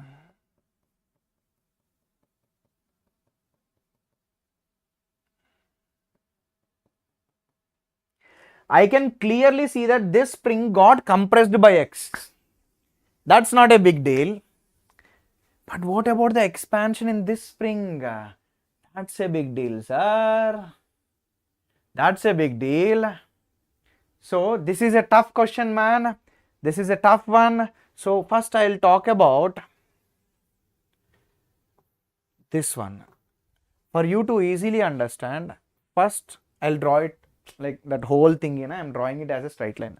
And then it is like this, right? And this distance, whatever is there, this distance, whatever is there, is x. As this x is going to be very small, then you imagine if this is going to be very small, these two lines will go so close. If they are very close, more or less the angle between them is going to be 0. That means those two are parallel. So how to get extra distance in parallel lines? We draw perpendicular. So we draw perpendicular. When we draw perpendicular to those parallel lines, this length and this length will be same. This is the extra length that line has. And for your kind information, as this angle is almost 0, then what will be this angle? You only think. As these two, angle between them is what? Almost 0. And this angle is 90 and this angle is 45. This angle will also be what? 45. Now tell me, what is the expansion, the extra length? Sine. Oh no, take cos. Cos is going to be extra by x. So cos 45 is that extra by x. So what is the extra it has got? It is x by root 2. So what I got to know is that when I am going to pull this block in this direction by x, this spring whatever is there will expand by x by root 2. Same happens for this also. This is vertical, this is horizontal, nothing else. So now I got to know. By moving the block towards this side, I compressed this spring by x. So this spring will push it with kx. And by taking the block this side, this one expanded by x by root 2. So how it will apply force? It will apply force like this. Let me draw that. So it will apply a force which is going to be kx by root 2, which will make some angle, Sarji. What will be this angle? Means it is 45 degrees. And then we have this horizontal thingy almost. Now also it remained horizontal only. So this will be applying a force which is going to be kx by root 2. How much is this angle? 45. Now tell me, what is the net force acting towards the mean position? For your information, this is the block. I pulled it down in this direction. So this block has to go towards that. So the block is trying to go like this. That means its mean position is along this line. So I need the forces along this line. So now you tell me, what will be the total restoring force? This kx is along that line. Fine. But this kx by root 2 is not along this line. I have to take the component of it. How much is that? Force is kx by root 2 and the component of it is cos 45. And then kx by root 2, what is the component of it along? Kx by root 2 cos 45. Now you tell me, what is the total restoring force? It's just 2kx. Now what you have to do? Compare this with what? The big K, and the time period is going to be what? 2 pi under root of m by the big K. And what is the big K? It is small 2k. That's it. So this is a tough question. It takes some time. Please go through whatever the explanation I have given at least twice. It's a very good question. It's a tough one. Majority of the people used to ask me this question as doubt when I am going to be giving this as their homework. So that's why I am telling you, after they spend time, even if I clear also, they will slightly find it difficult. Why didn't I take the pre-existing forces? Pre-existing forces doesn't matter, I proved it already. Pre-existing forces doesn't matter, I proved it already. Okay, now you tell me, what did you get? X by root 2 cos 45. You can get the the value. Next, this is bit difficult, right?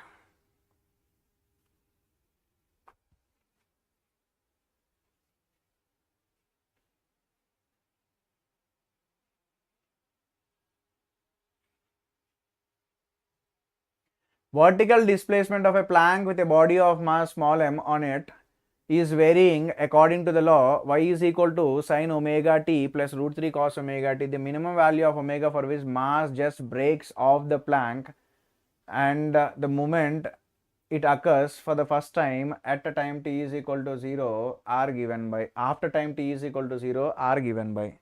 So for your kind information, this question is slightly complicated. The second part of it I am leaving it to you. First part I will do it. Second part I am leaving it to you. Now look, you can see that there is this thing which is sin omega t plus root 3. I can write cos as sin omega t plus pi by 2.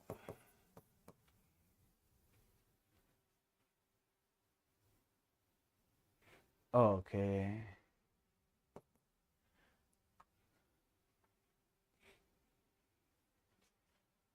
What is the resultant amplitude in this case? Sir G. So the resultant of these two SHMs will also be an SHM. What is that resultant amplitude? The resultant amplitude is under root of a1 square plus a2 square plus 2 a1 a2 cos theta.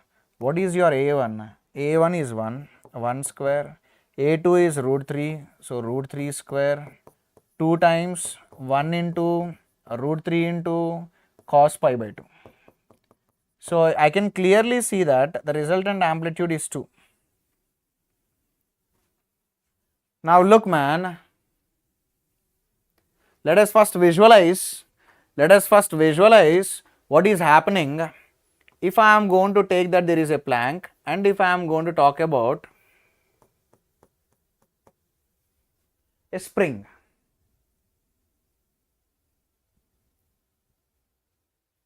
Nothing has happened to Shreyas man. We will be sharing the lectures because there will be one more channel which is going to be launched, so he will be busy in that. So he will be taking a channel called, I think a Marathi channel is being opened, so he will be taking classes over there, and he will be half available to JEE English.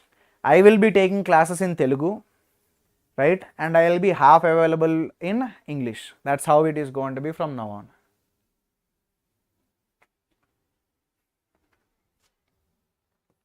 Now look, if this plate is going to be oscillating, man, when it is at its highest height, now from there onwards it wants to come down. With how much acceleration it is going to be coming down? Because as it is at the extreme, the acceleration of the plate or the plank is going to be a omega square. What is the amplitude? It's a 2. So 2 omega square. And on that plank, you have this mass. So look, think like this. This is the plank, on that you have mass. If the plank goes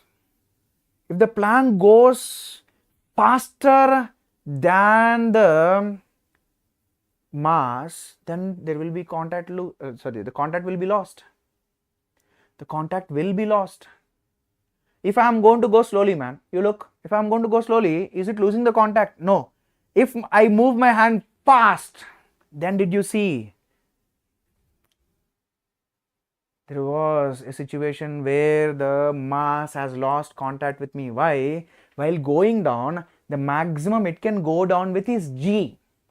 But my hand, as it is going to be treated as the plank in this case, the plank is connected to spring. Spring can pull the plank more than G. So if the plank goes beyond G, the mass can't have an acceleration beyond G as it is not stuck to it. So the contact will be lost. So the acceleration of the plank, if it is going to be more than G, that's when the contact will be lost. So the omega should be greater than root G by 2. No man, I haven't taken dinner. You need a break or what? You need a break or what? Yes, this is live, Lakshmi. Why you have a doubt? This is live. Okay, I have done the first part. The second part is your homework. Right?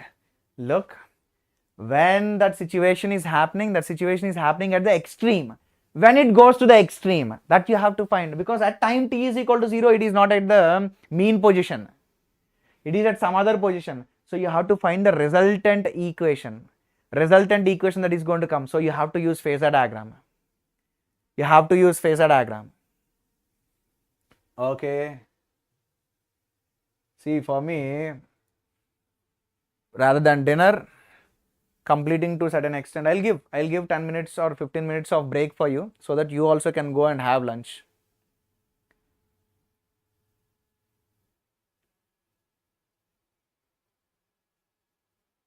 Not lunch, dinner. Sorry. I still feel that I am in the daytime. It's almost 9:50.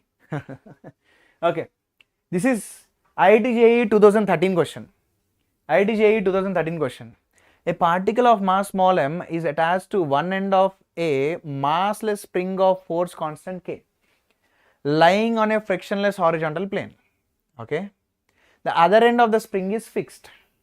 The particle starts moving horizontally from its equilibrium position at time t is equal to 0 with an initial velocity u0. When the speed of the particle is 0.5 u0, it collides elastically with a rigid wall after this collision. They said that, see, this is a miscellaneous question. This question has some collisions involved with it.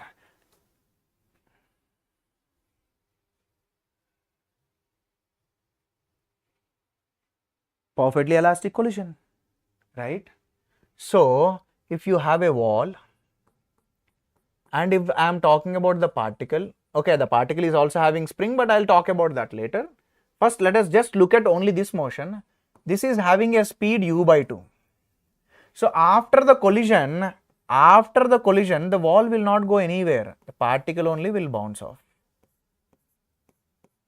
I don't know with how much speed it is going to bounce off. I am taking that it is going to bounce off with some v speed. What is coefficient of restitution? Coefficient of restitution is velocity of separation by the velocity of the approach. As it is a perfectly elastic collision, you can take E as 1. What is velocity of separation? See, from the wall, this v is contributing for separation.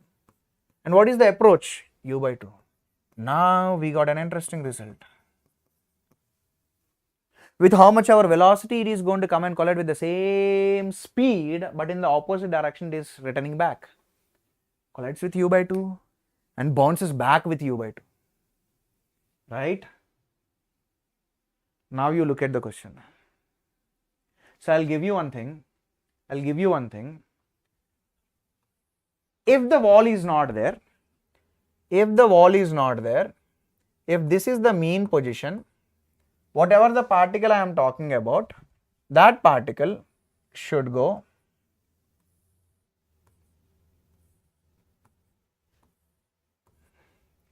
but because of the wall somewhere over here, actually where the wall is there, that also we can find out. What will happen? The particle the particle will go here, all of a sudden it collides and immediately with the same speed it bounces back. So this part of the SHM it won't do. That means that much time has to be reduced. But on this side, no problem. It goes, it comes. So the time period has reduced because this part of movement which is supposed to be present is missing because of the wall. So now for this entire motion, if it is going to take 2 pi under root of m by k time period, for this motion it should be less than 2 pi under root of m by k. Clear? Less than 2 pi under root of m by k. Now we have to find out what is that distance where the speed is going to become half. Okay, it started with how much speed? V naught speed. We have to find out where the speed is going to become V naught by 2. Is that the question? V naught speed, no, U naught speed. I'll change it. U naught speed. Okay.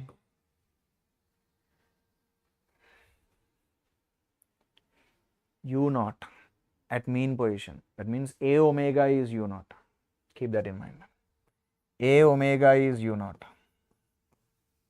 Now, we know that the speed is going to be omega under root of a square minus x square. And that speed should be u naught by 2 it seems. We have to find out the x where the speed is going to be u naught by 2. U naught is what? A omega.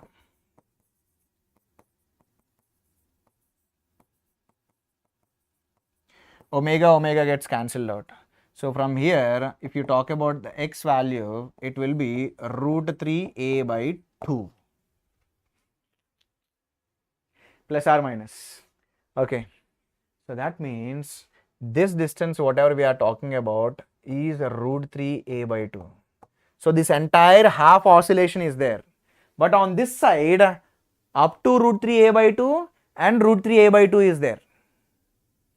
This part of the oscillation is missing. Can you find out how much part of the oscillation is missing?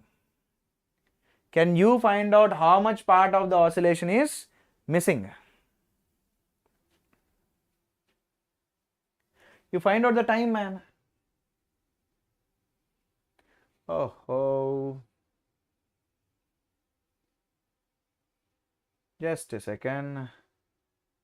I need one more slide.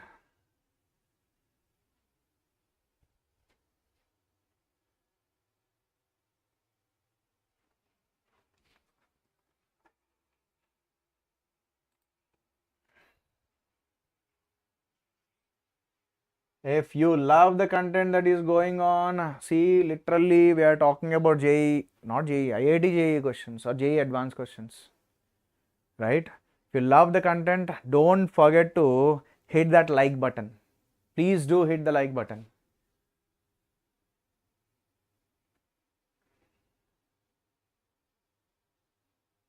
Okay.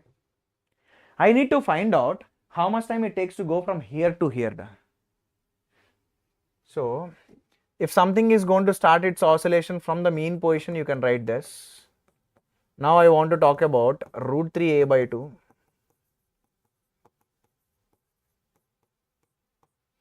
So, omega t should be equal to what? 60 degrees, which is pi by 3. So, the time is going to be how much? Pi by 3 omega, which is going to come out to be t by 6. So, what I found out is that for this journey, it takes t by 6. And now, after the collision, exact reverse journey with the same speed. That means this is going to be how much? Again t by 6. This is how much? T by 2. This is how much? Sorry, t by 4, t by 4. So, what is the total time period of oscillation? What is the total time period of oscillation? The total time period or the total time it takes is t by 6 plus t by 6 plus t by 4 plus t by 4. So what are you going to get? You get t by 3 plus t by 2, which is going to be what? Which is going to be 5t by 6. And what is the time period? 2 pi under root of m by k. So 5 by 6, 2 pi under root of m by k. Ding ding. So the time period of this particular SHM is this. The wall has made the journey shorter. The wall has made the journey shorter. So the time period, the time at which the particle passes through the equilibrium position for the second time. Okay, they are asking a completely different thingy. I have explained the whole movement. Now look, did it lose any kinetic energy because of the collision? No. It went hit with u0 by 2 and bounced back with u0 by 2. So if there is no loss in the kinetic energy, there is no loss in the energy of SHM. So when it is going to go through the mean position, it will go with u0 speed only. It will go with u0 speed only. So the speed of the particle when it returns to its equilibrium position, u0, that's correct. Next, the time at which the particle passes through the equilibrium position for the first time. You tell me, from the equilibrium position, went and hit the wall, again to go through the mean position or the equilibrium position. How much time it takes? T by 6 plus T by 6, which is going to be what? T by 3. So what is the value of T by 3? The value of T by 3, if you want, it is going to be 2 pi under root of m by k divided by 3. That's it. And then, do we have that? No, no. See, the time at which the maximum compression of the spring occurs is T is equal to 4 pi by 3 root m by k. Man, when the maximum compression takes place, you look at it,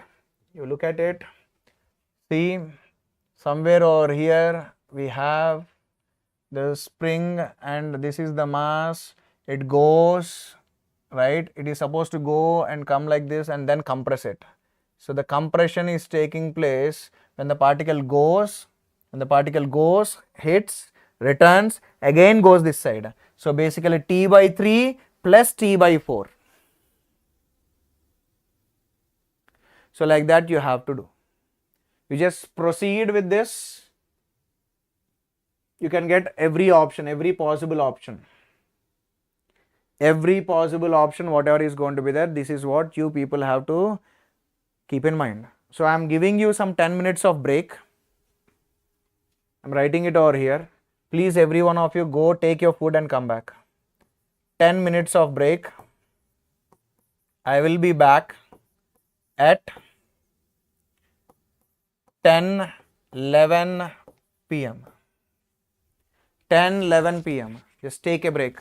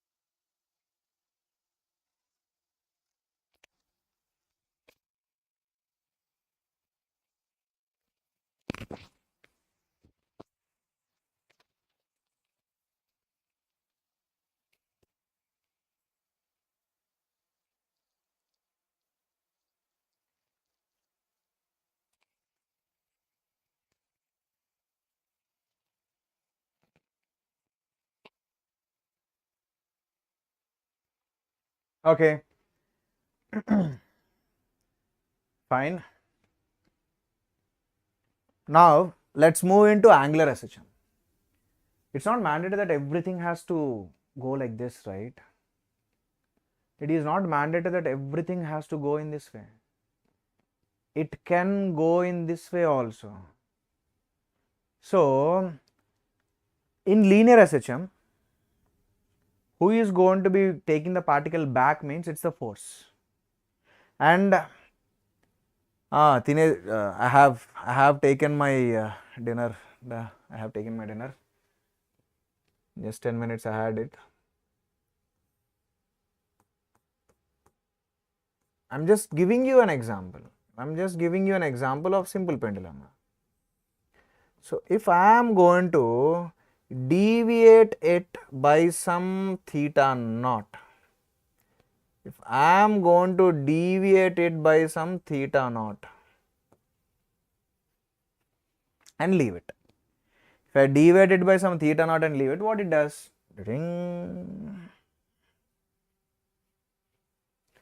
Does oscillations. So there should be someone who is responsible for taking it back, right? Yes. In linear SHMs, force is responsible for taking back. In angular things, who takes the role of force? Torque takes the role of force. So for angular SHM, whatever the torque is going to be there, it should be proportional to minus theta. If you replace the proportionality constant with some k, proportionality constant k, then you equate. You just think in this way. You just write it parallelly. If the force is going to be proportional to minus x, we write the force to be minus kx, right? Then what is the time period? 2 pi under root of m by k. Who plays the role of m in angular things? Moment of inertia. So the time period of angular SHM will be what? 2 pi under root of I by k. And one more thing, man. If you write force as mass into acceleration, then acceleration is going to be what? Minus k by m into x. What is the acceleration? D square x by dt square plus k by m into x is equal to 0. Then we took this as omega square, and the general solution is what? A sine omega t plus phi. Here also we can write torque as what? We can write torque as I alpha. And then alpha can be written as what? Minus k by I into theta. Then alpha is going to be d square theta by dt square plus k by I into theta. Look, man, these two are very similar. In the place of x we have theta. In the place of k by m we have k by I. So in angular SHM, omega square is what? K by I. In linear SHM, omega square is what? K by m. And that's why mostly you won't find a lot of questions on angular SHM. Reason, whatever the linear SHM results you have got, same results you will get in angular SHM also. All you need to do is replace x with theta and replace replace mass with moment of inertia. That's it. That's it. Nothing else. So what will happen? Here the theta can be written as what? Instead of x we have theta. So theta can be written as theta naught into sine omega t plus phi. That's it, done. So whatever the mathematical calculations we have done over here, the same mathematical calculations we are going to get over here also. That's why this is of no importance. Why? You know the results over here. If a question is asked, same results you can put over here. Same results you can put over here. Okay. Now, look. Let's go for simple pendulum. All the steps, whatever I have taught to you, you replace force with torque.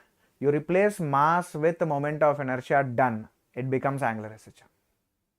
So one of the most important thing which we people have come across or will be coming across is going to be simple pendulum. Now look man, how to find time period in these cases. So the same story da.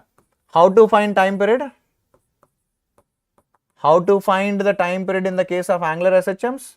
Your step 1, find the mean position. Step 2, displace from mean position by theta. Now not x, because we are talking about angular SHM. So displace it by some theta.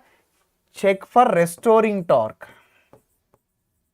Check for restoring torque. Okay. Then that restoring torque, compare that restoring torque. Compare the restoring torque with k theta. Get the value of k. Once you get the value of k, the time period is going to be 2 pi under root of I by k. That's it. That's it.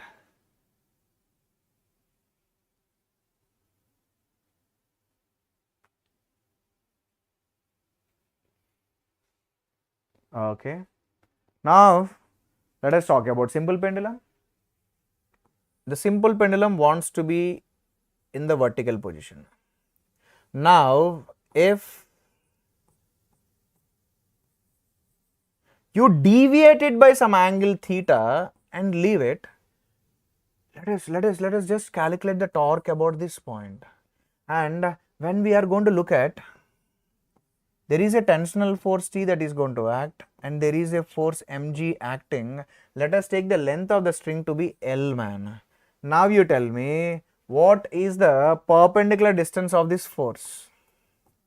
See, T is passing through the point itself, so there is no torque due to it, because as T is passing through that point, perpendicular distance is 0. Now this mg has some perpendicular distance. This is the perpendicular distance and that distance is equal to this distance. What is this distance? This is L and this is theta. So this distance is how much? L sine theta. So what is the torque about the point of suspension? So the torque about the point of suspension is perpendicular distance is L sine theta into the force. And how is that applying the torque? You imagine this mg, it is asking it to go down. So it is asking it to come or rotate clockwise. You should have basics of torque over here, which has been done by Shreyas sir in what we call rotational motion class. Now look, is the torque in any way proportional to theta da? No man. So this is not SHM. This is very interesting and majority of the students don't know this. Very interesting and majority of the students don't know, not students, you can say majority of the books also won't focus much. If theta is small, then we can write sine theta as theta. Then the torque is going to be m into g into L into theta. If I have to put it in proper vector form, see, you rotated it anti-clockwise, torque is acting clockwise, that means they are in the opposite direction. So minus mgl into theta bar. You compare this with that, the k value is coming out to be how much? Mgl. So what will be the time period then? The time period is going to be 2 pi under root of I by k. Now look man, what is the moment of inertia da?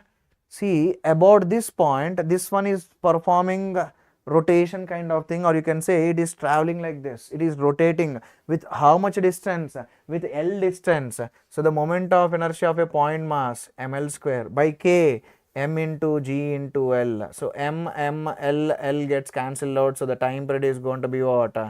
2 pi under root of L by G. So if you are using this formula, never ever forget you have chosen this. So don't use that formula if the simple pendulum is deviated by 30 degrees, 40 degrees, 60 degrees. No, you are not supposed to use it. No, you are not supposed to use that. So that's why I think every one of you have done simple pendulum experiment. If you deviate it by bigger angles and do the experiment, you will not be getting the proper answers. You won't get them because you will be using this formula, and this formula is only valid if you deviate it by small angles. So obviously you are going to get a wrong answer. Okay, fine. Now look. Let us talk about different situations of the simple pendulum. Different situations of the simple pendulum. For example,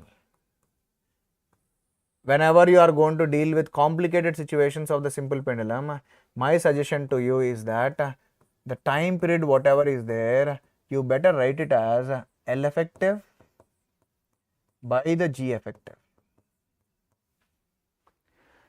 This will be very, very, very helpful for you. For example, we have a lift which is going to be accelerating up, and we have a simple pendulum here. So on that simple pendulum, so if you are going to talk about a person, whoever is going to be there inside the lift, on that simple pendulum, there will be a tensional force and its own weight is going to act. Now to make Newton's laws valid, we are supposed to take a pseudo force opposite to the acceleration, which is going to be what? ma, like this. So the tension has to balance out how much? The tension has to balance out mg plus ma. So what is the effective G felt? What is the effective G felt by the string to cancel off the net force acting downwards? It's this much. So if you are going to be performing the simple pendulum experiment inside a lift which is accelerating up with A, then the time period of oscillations you are going to get is 2 pi under root of L by the G effective, which is G plus A. The G effective, which is G plus A. Rakesh, don't bother about the chat, you just concentrate on what is being done, right? If I am going to ask you to answer, then you just type in the answer, but you don't look at the chat.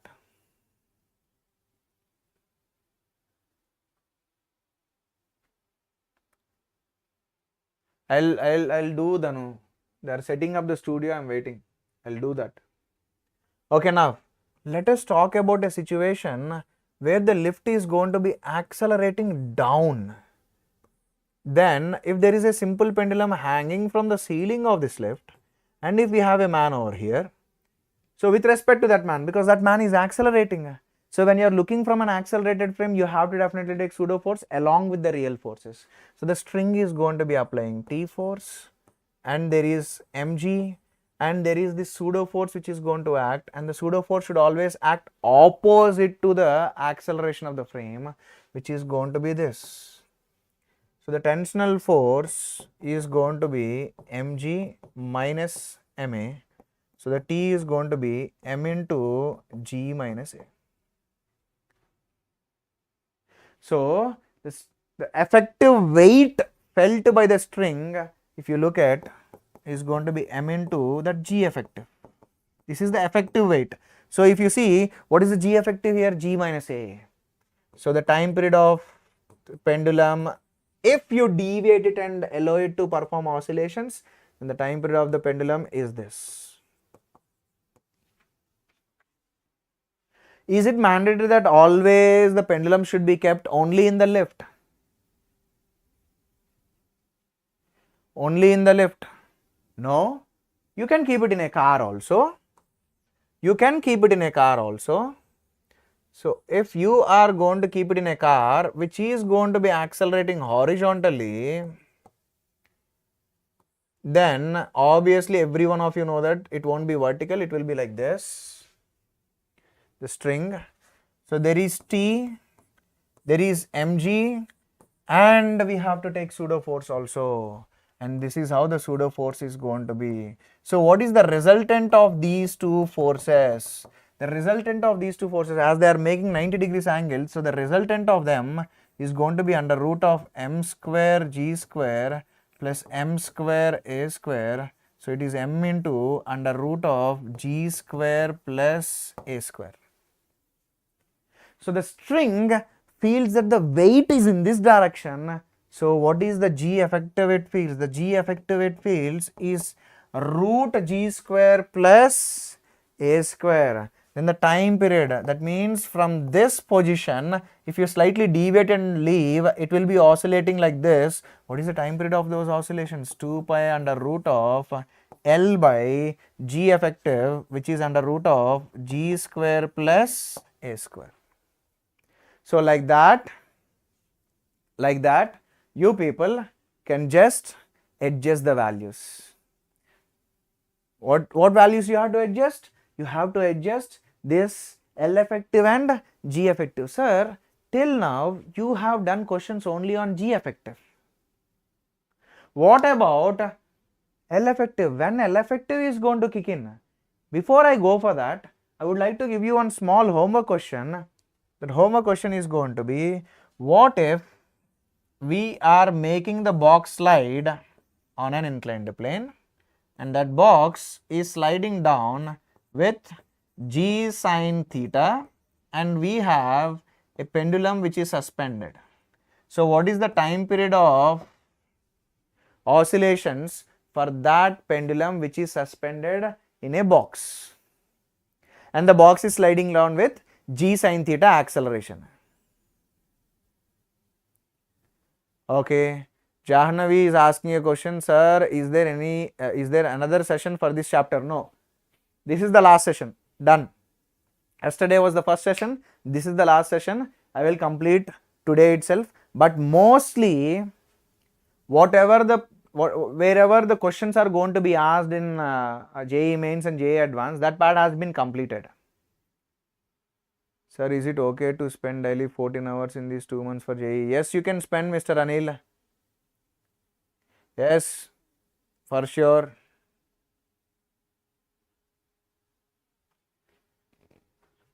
Okay.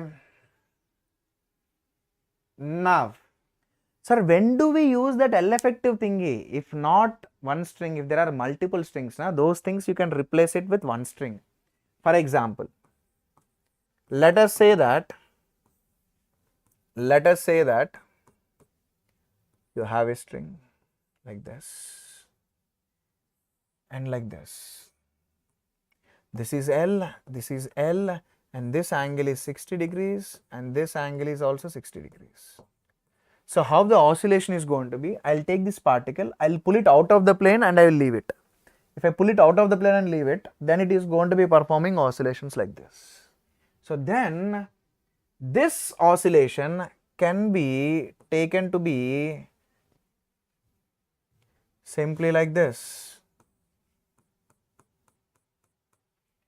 Can simply take it to be like this. So instead of having this setup, if I have this setup, we pull the mass out and when we leave, then also it is doing the same oscillations, right? So instead of two strings, can I replace it with one string? Yes, we can replace it. And can you see an equilateral triangle? Yes, it is an equilateral triangle. What is this blue line? It is the height. What is that height of the height in the equilateral triangle? Root 3a by 2. Here a is what? L. It's not a big deal. See, you take this to be some x, you know this to be L by 2, you know this to be L, from there you can get that value. This square plus this square should be equal to this square.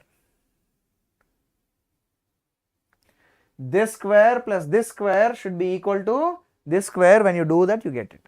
So you can replace both the strings with a single string. This is what is the L effective I was talking about. Then the time period is going to be 2 pi under root of L effective, which is root 3 L by 2 divided by G. So which is going to be 2 pi under root of root 3 L by 2G. This way of thinking will be very, very helpful, man. This way of very helpful. There are questions from Krotov, right? There is a question in Krotov.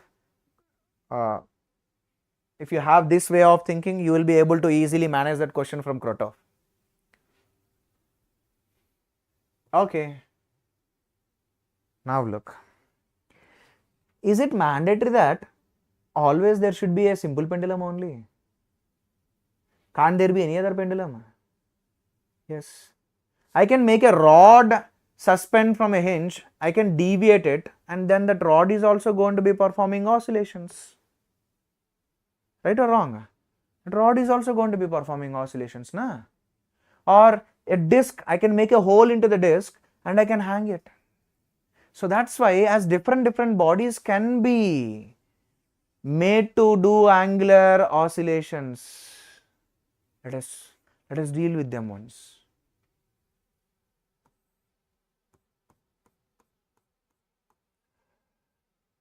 Let us take some random body. It's hinged about this and its center of mass is somewhere over here. It is at some d distance. Now what you do is you deviate it by some angle theta and you leave it. Some random body. So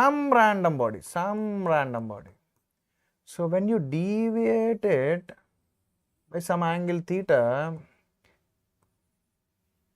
so that center of mass would have obviously deviated. Previously it was supposed to be like this. Now you deviated it by some angle theta. Wherever the center of mass is going to be acting, that's the location where the weight is going to act, which is going to be what? mg. And you know that this distance is how much? d. Then can you get the perpendicular distance? I'll calculate the torque about hinge. This is the hinge. This is the hinge. Can you get this distance? I think that distance is d sine theta.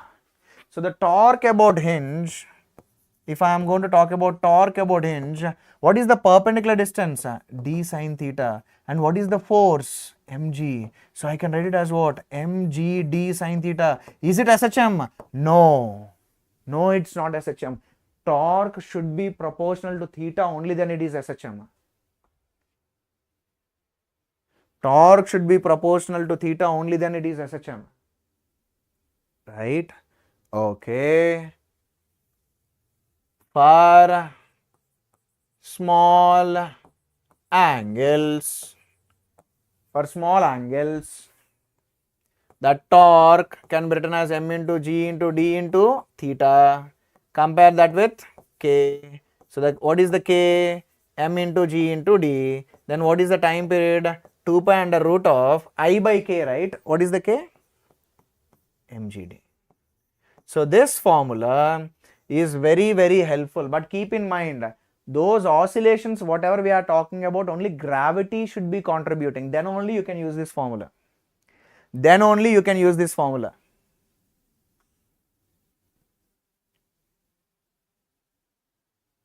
Okay.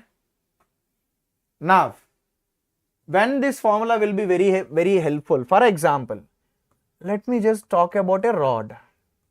If there is a rod which is hinged about this, mass of the rod is m, length of the rod is L, you don't need to displace it by some angle theta and calculate the restoring torque. If the rod is slightly displaced and left, they will ask you to calculate the time period of the oscillations.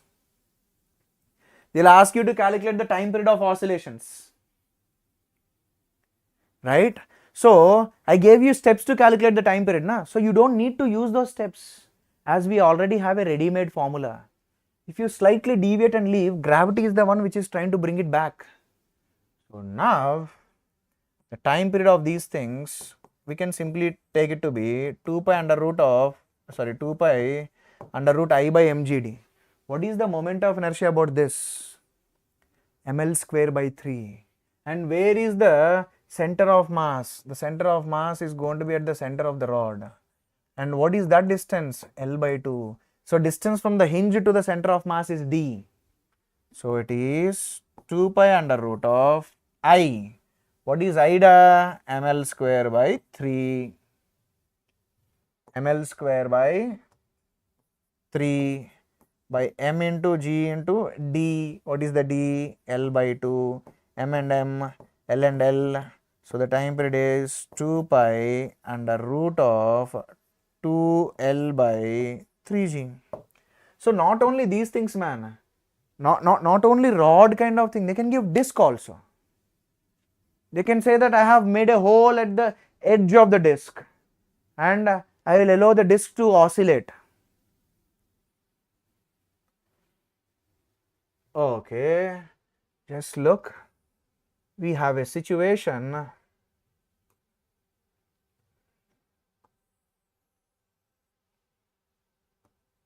So this one is a disc.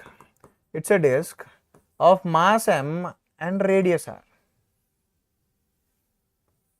We made a hole exactly at the top and we are hinging the disc over there. Now, if I slightly deviate it and leave it, then it is going to be doing oscillations like this, na? Right? I need the time period of oscillations of those things. There are two ways to do it. First, the standard approach. What is the standard approach? Find the equilibrium position or find mean position. From there, you deviate it by theta, calculate the restoring torque, and once you get the restoring torque, compare it with k theta, get the k value. That is one way. But as these motions are under gravity, I already gave you the physical pendulum formula, which is 2 pi under root of I by mgd. So the formula is what? 2 pi under root of I by mgd. Where do we need I? And what is this distance? This distance is nothing but the radius. And this is where the center of mass is going to be there. And about this one, I know the moment of inertia. I know the moment of inertia about this one. It is mr square by 2. But now I need moment of inertia about hinge. That means I have to use parallel axis theorem. So it is 2 pi under root of mr square by 2 is the moment of inertia about its center of mass, but we need about this axis, so I am using parallel axis theorem, which is going to be md square, which is mr square, divided by m into g into d is how much? R. So you get m to be cancelled out, so it is 2 pi under root of 3 mr square by 2 divided by mgr. So m and m gets cancelled out, r and r gets cancelled out.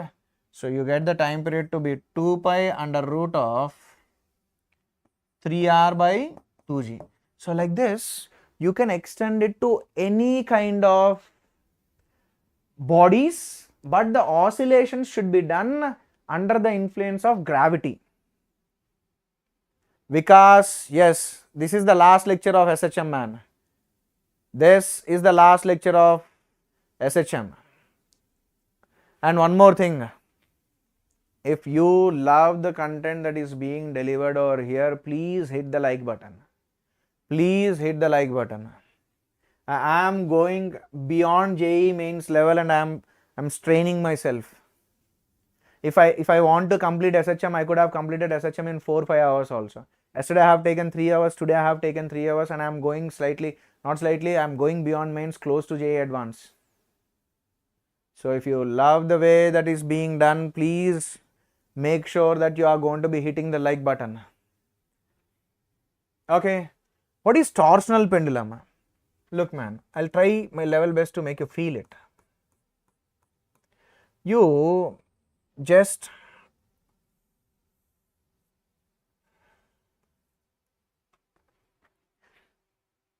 take this to be some kind of disc or something, right? You can just take this as some kind of disc, and the disc is hanging from a string. So that disc, if I twist and leave, what it does, if I twist the disc and leave, then it is going to be doing oscillations like this. So when I twist it by some angle theta, if theta is going to be the angle of twist I provide, angle of twist which I provide, then in that rope there will be a restoring torque. Rope develops a restoring torque proportional to minus theta. So that torque proportional to minus theta, if I replace the proportionality constant with a constant, now I am going to call it as a C, and that C is called as a torsional constant. It will be given to you. It will be given to you. You don't need to worry. So this you can compare it with that K. So the K is coming out to be what? C. So the torsional pendulum time period is going to be 2 pi under root of I by the K, and the K in the case of torsional pendulum is this much. In the case of torsional pendulum, the time period of oscillations is 2 pi under root of I by C.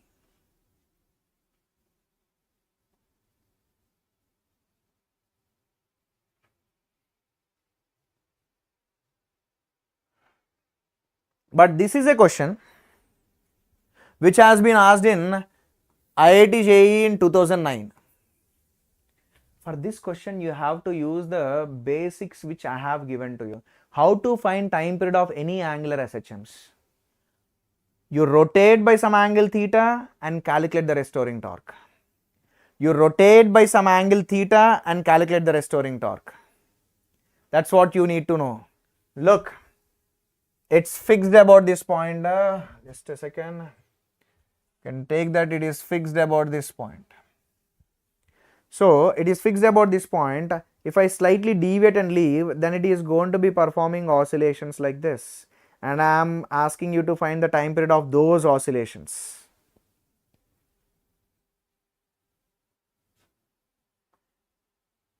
Time period of those oscillations.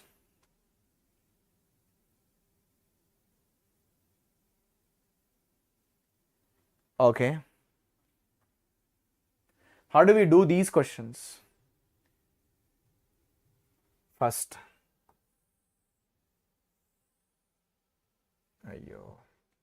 this is bad diagram. Okay, man. Instead of drawing, I'll just draw a straight line. Right? We have a spring connected to the end, and we have one more spring connected to the end. It's a rod of length capital L and mass capital M. Its two ends are attached to two springs of equal spring constants K. So L, M and everything is proper. Now what I asked you to do? I asked you to deviate it by some angle theta and check what is the restoring torque. Man, if I deviate by some angle theta, tell me, and that also they clearly mentioned that it is small oscillation. See, gently pushed through a small angle theta. JEE, right? JEE advanced, right? They will be very clear. So this deviation, whatever we are talking about, is very small. Just keep that in mind. So roughly this would have moved by how much? This would have moved by, see, you know this length to be capital L by 2 and you moved it by theta, so that length will be what? L by 2 theta. Even here also this length will be what? L by 2 theta, length of the arc you can say. Why? That theta is very small, na? So this distance can be treated as length of the arc itself. Now, that new position of the rod, if that end moved by L by 2 theta, that means the spring got expanded by L by 2 theta. So the spring force, how much spring force is going to act? K times L by 2 theta will be acting. K times L by 2 theta will be acting. Same is the case here. K times L by 2 theta will be acting. And we know this distance to be L by 2. So we know this angle to be theta. Tell me what is the perpendicular distance. Tell me what is the perpendicular distance. Isn't it L by 2 cos theta? Yep, it's L by 2 cos theta. But for your kind information, the theta we are talking about is very small. So L by 2 cos theta can be written as what? Just L by 2. For small angles, cos theta can be written as 1.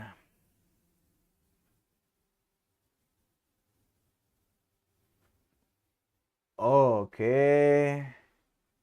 Now, about this point, sir, what is the torque? We have force into perpendicular distance. We have force into perpendicular distance, and both the forces are trying to rotate the rod. How? You only visualize that. This force, it's pushing it like this. So that means this force, whatever this force is there, that K into L by 2 theta, it is pushing it like this.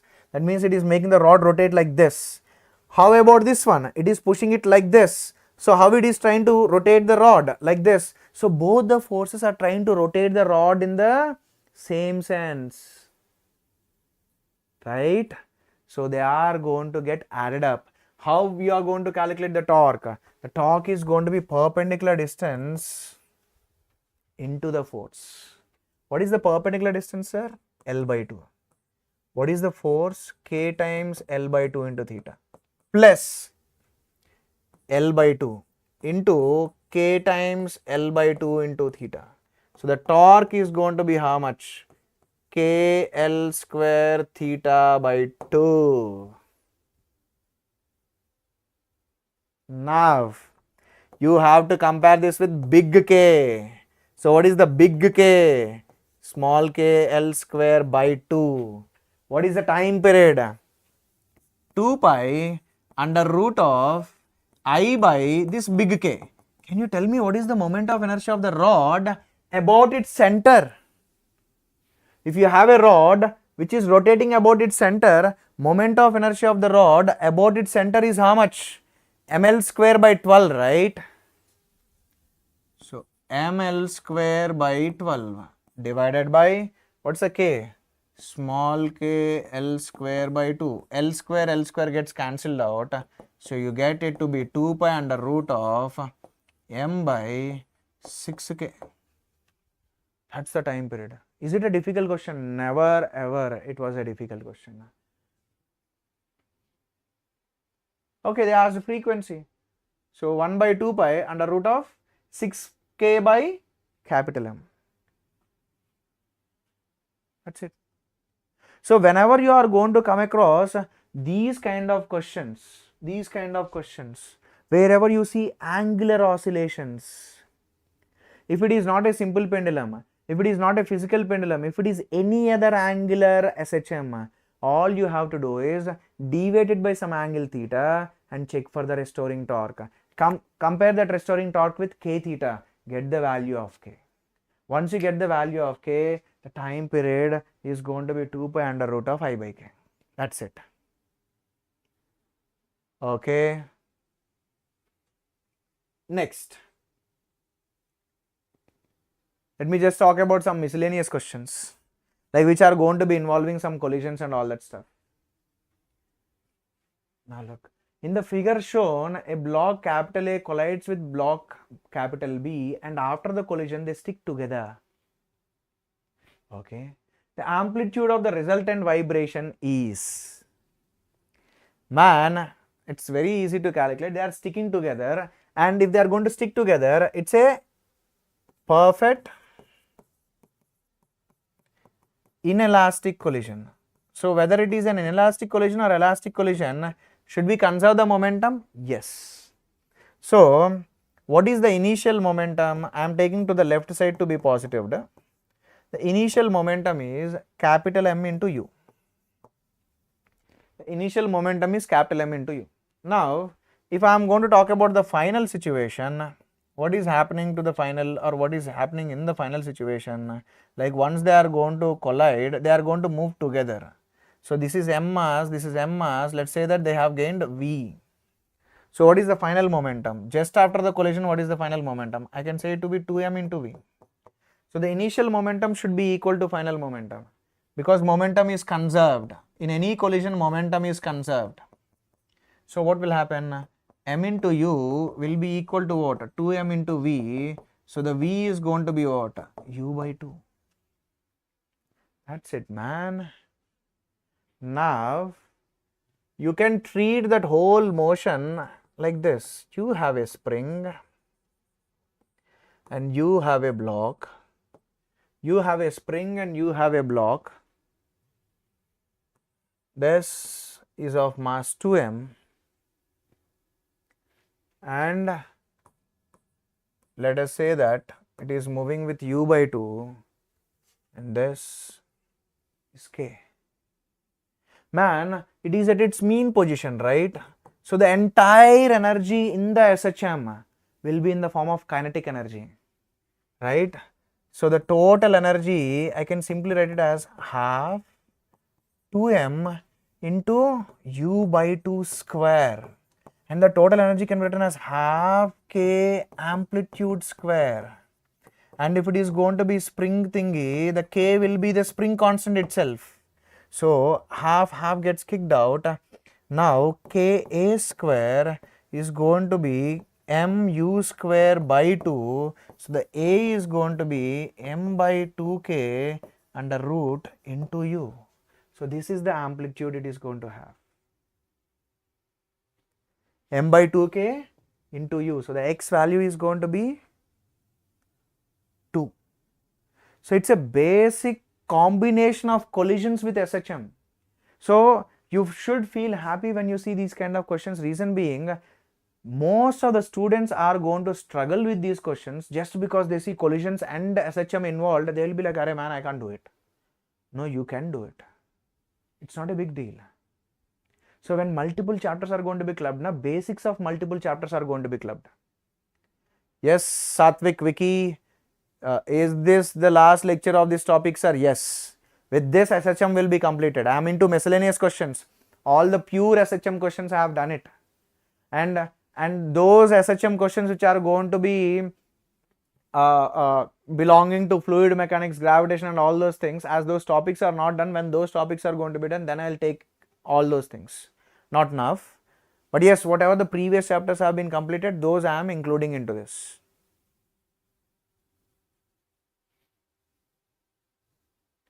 Okay. Now, last question. Last question. In this class, I have already given you how to calculate time period of linear SHMs, that is force method. Time period of angular SHMs, that is torque method. There is one more method which will save lot of time for us in some questions called as energy method. I'll do that. Before I go for that, let me just talk about one question. Let me just take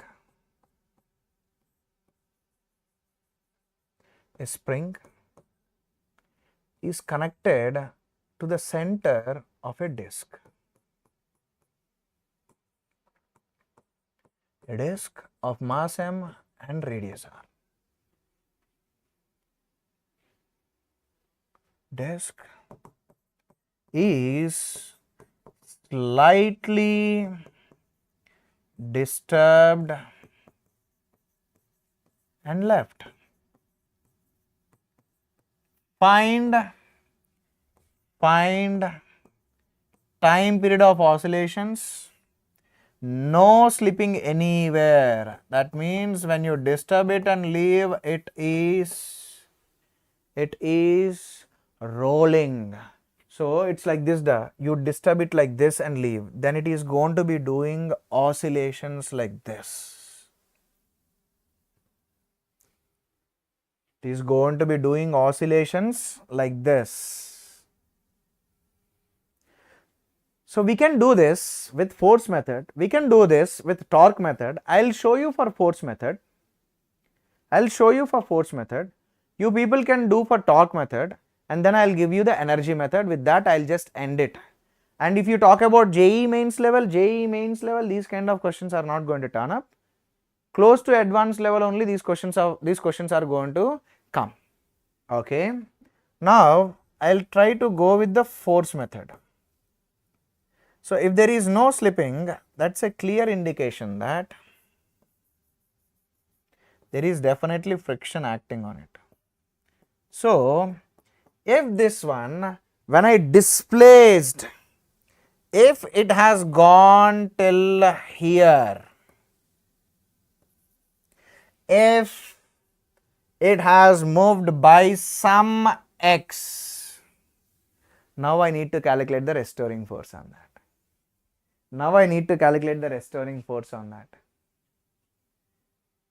So that's where things are going to become complicated in force method. I won't say complicated, yes, but turns out to be lengthy. So on the new position, as the spring has expanded, man, this directly moved by x, so the spring has expanded by x.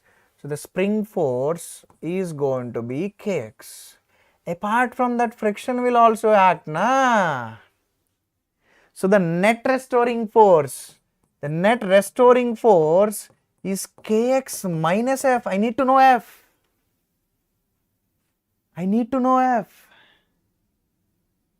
That's the problem. Yes, you have to use some RBD over here to get the f value, but we don't have that much time. As anyway, I'm going to give you one more method. So I'll just give you an important result which will be helpful for you in RBD. If there is a capital F force acting on the center, and in that case, the amount of frictional force that is going to be acting is that F force divided by 1 plus mr square by I. This much frictional force. Now you tell me, what is the F force over here? The F force we are talking about is kx, and this is worth memorizing. This one is worth memorizing. That is worth memorizing. Okay, 1 plus mr square by, we are talking about disk. So about its center, mr square by 2. This gets cancelled out. You get kx by 3.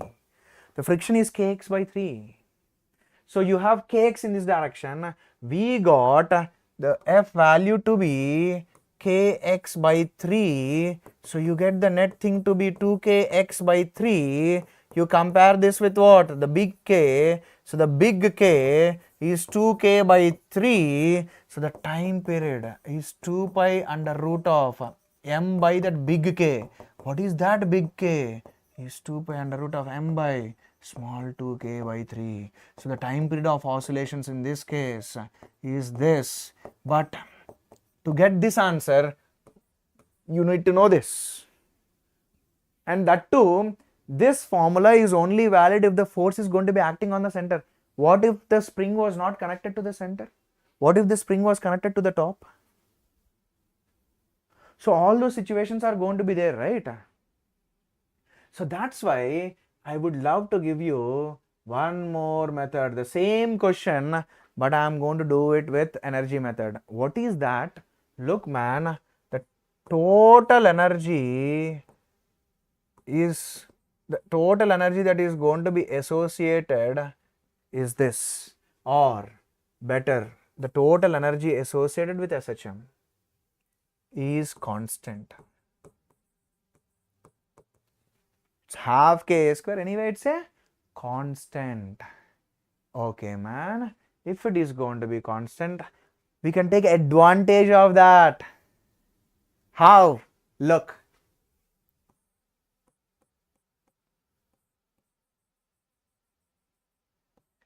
So I am as I said, I am giving the theory that is needed even for JEE Advanced also. Questions I am going to leave it to you.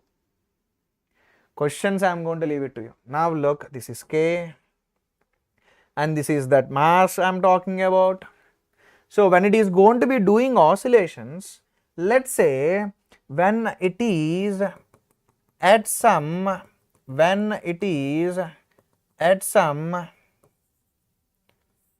x distance. At that point of time, it will have some v, it will have some omega. Now tell me, what is the total energy that is associated with it? The spring has expanded half kx square, and it has a translational velocity half mv square. It has a rotational velocity half I omega square. All of this should be what? Constant. So half kx square plus half mv square half, what is the moment of inertia? Mr square by 2 into omega square is constant.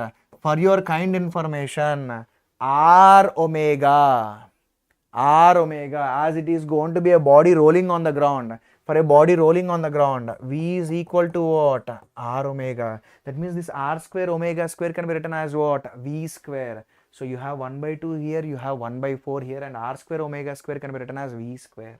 So half kx square plus half mv square plus 1 by 4 mv square is constant. So this is 3 by 4, right? So you get half kx square plus 3 by 4 mv square is equal to constant. Do you know the value of it? No, we don't know. That's why I will differentiate now. I will differentiate with respect to time. I will differentiate with respect to time. Now look, k by 2 is a constant. What is differentiation of x square? 2x, and we are not differentiating with respect to x, we are differentiating with the t. 3 by 4 k, what is differentiation of v square? It is 2v into dv by dt. And what is differentiation of constant? It's 0.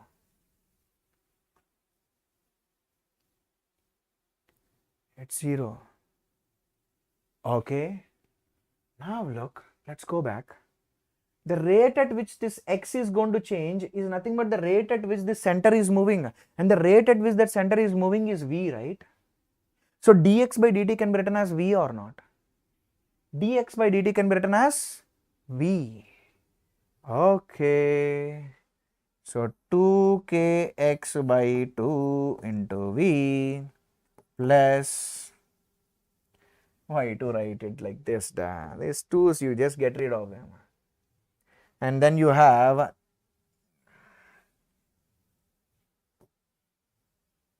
and then you have 3 by 2 kv. From where v has k has come? Should 3 by 4 m, right? M. This is not k. Very bad. Sorry. Lapse of concentration. Lapse of concentration. M. V. What is dv by dt? Acceleration. So this v can be kicked out. You tell me what is the acceleration. The acceleration is minus 2kx by 3m. And if you remember, in SHM, acceleration is minus omega square x da. Now tell me from here what is omega square. The omega square is 2k by 3m. So the omega is root 2k by 3m. So the time period is 2 pi by omega. So 2 pi by root 3m by 2k. 2 pi root 3m by 2k.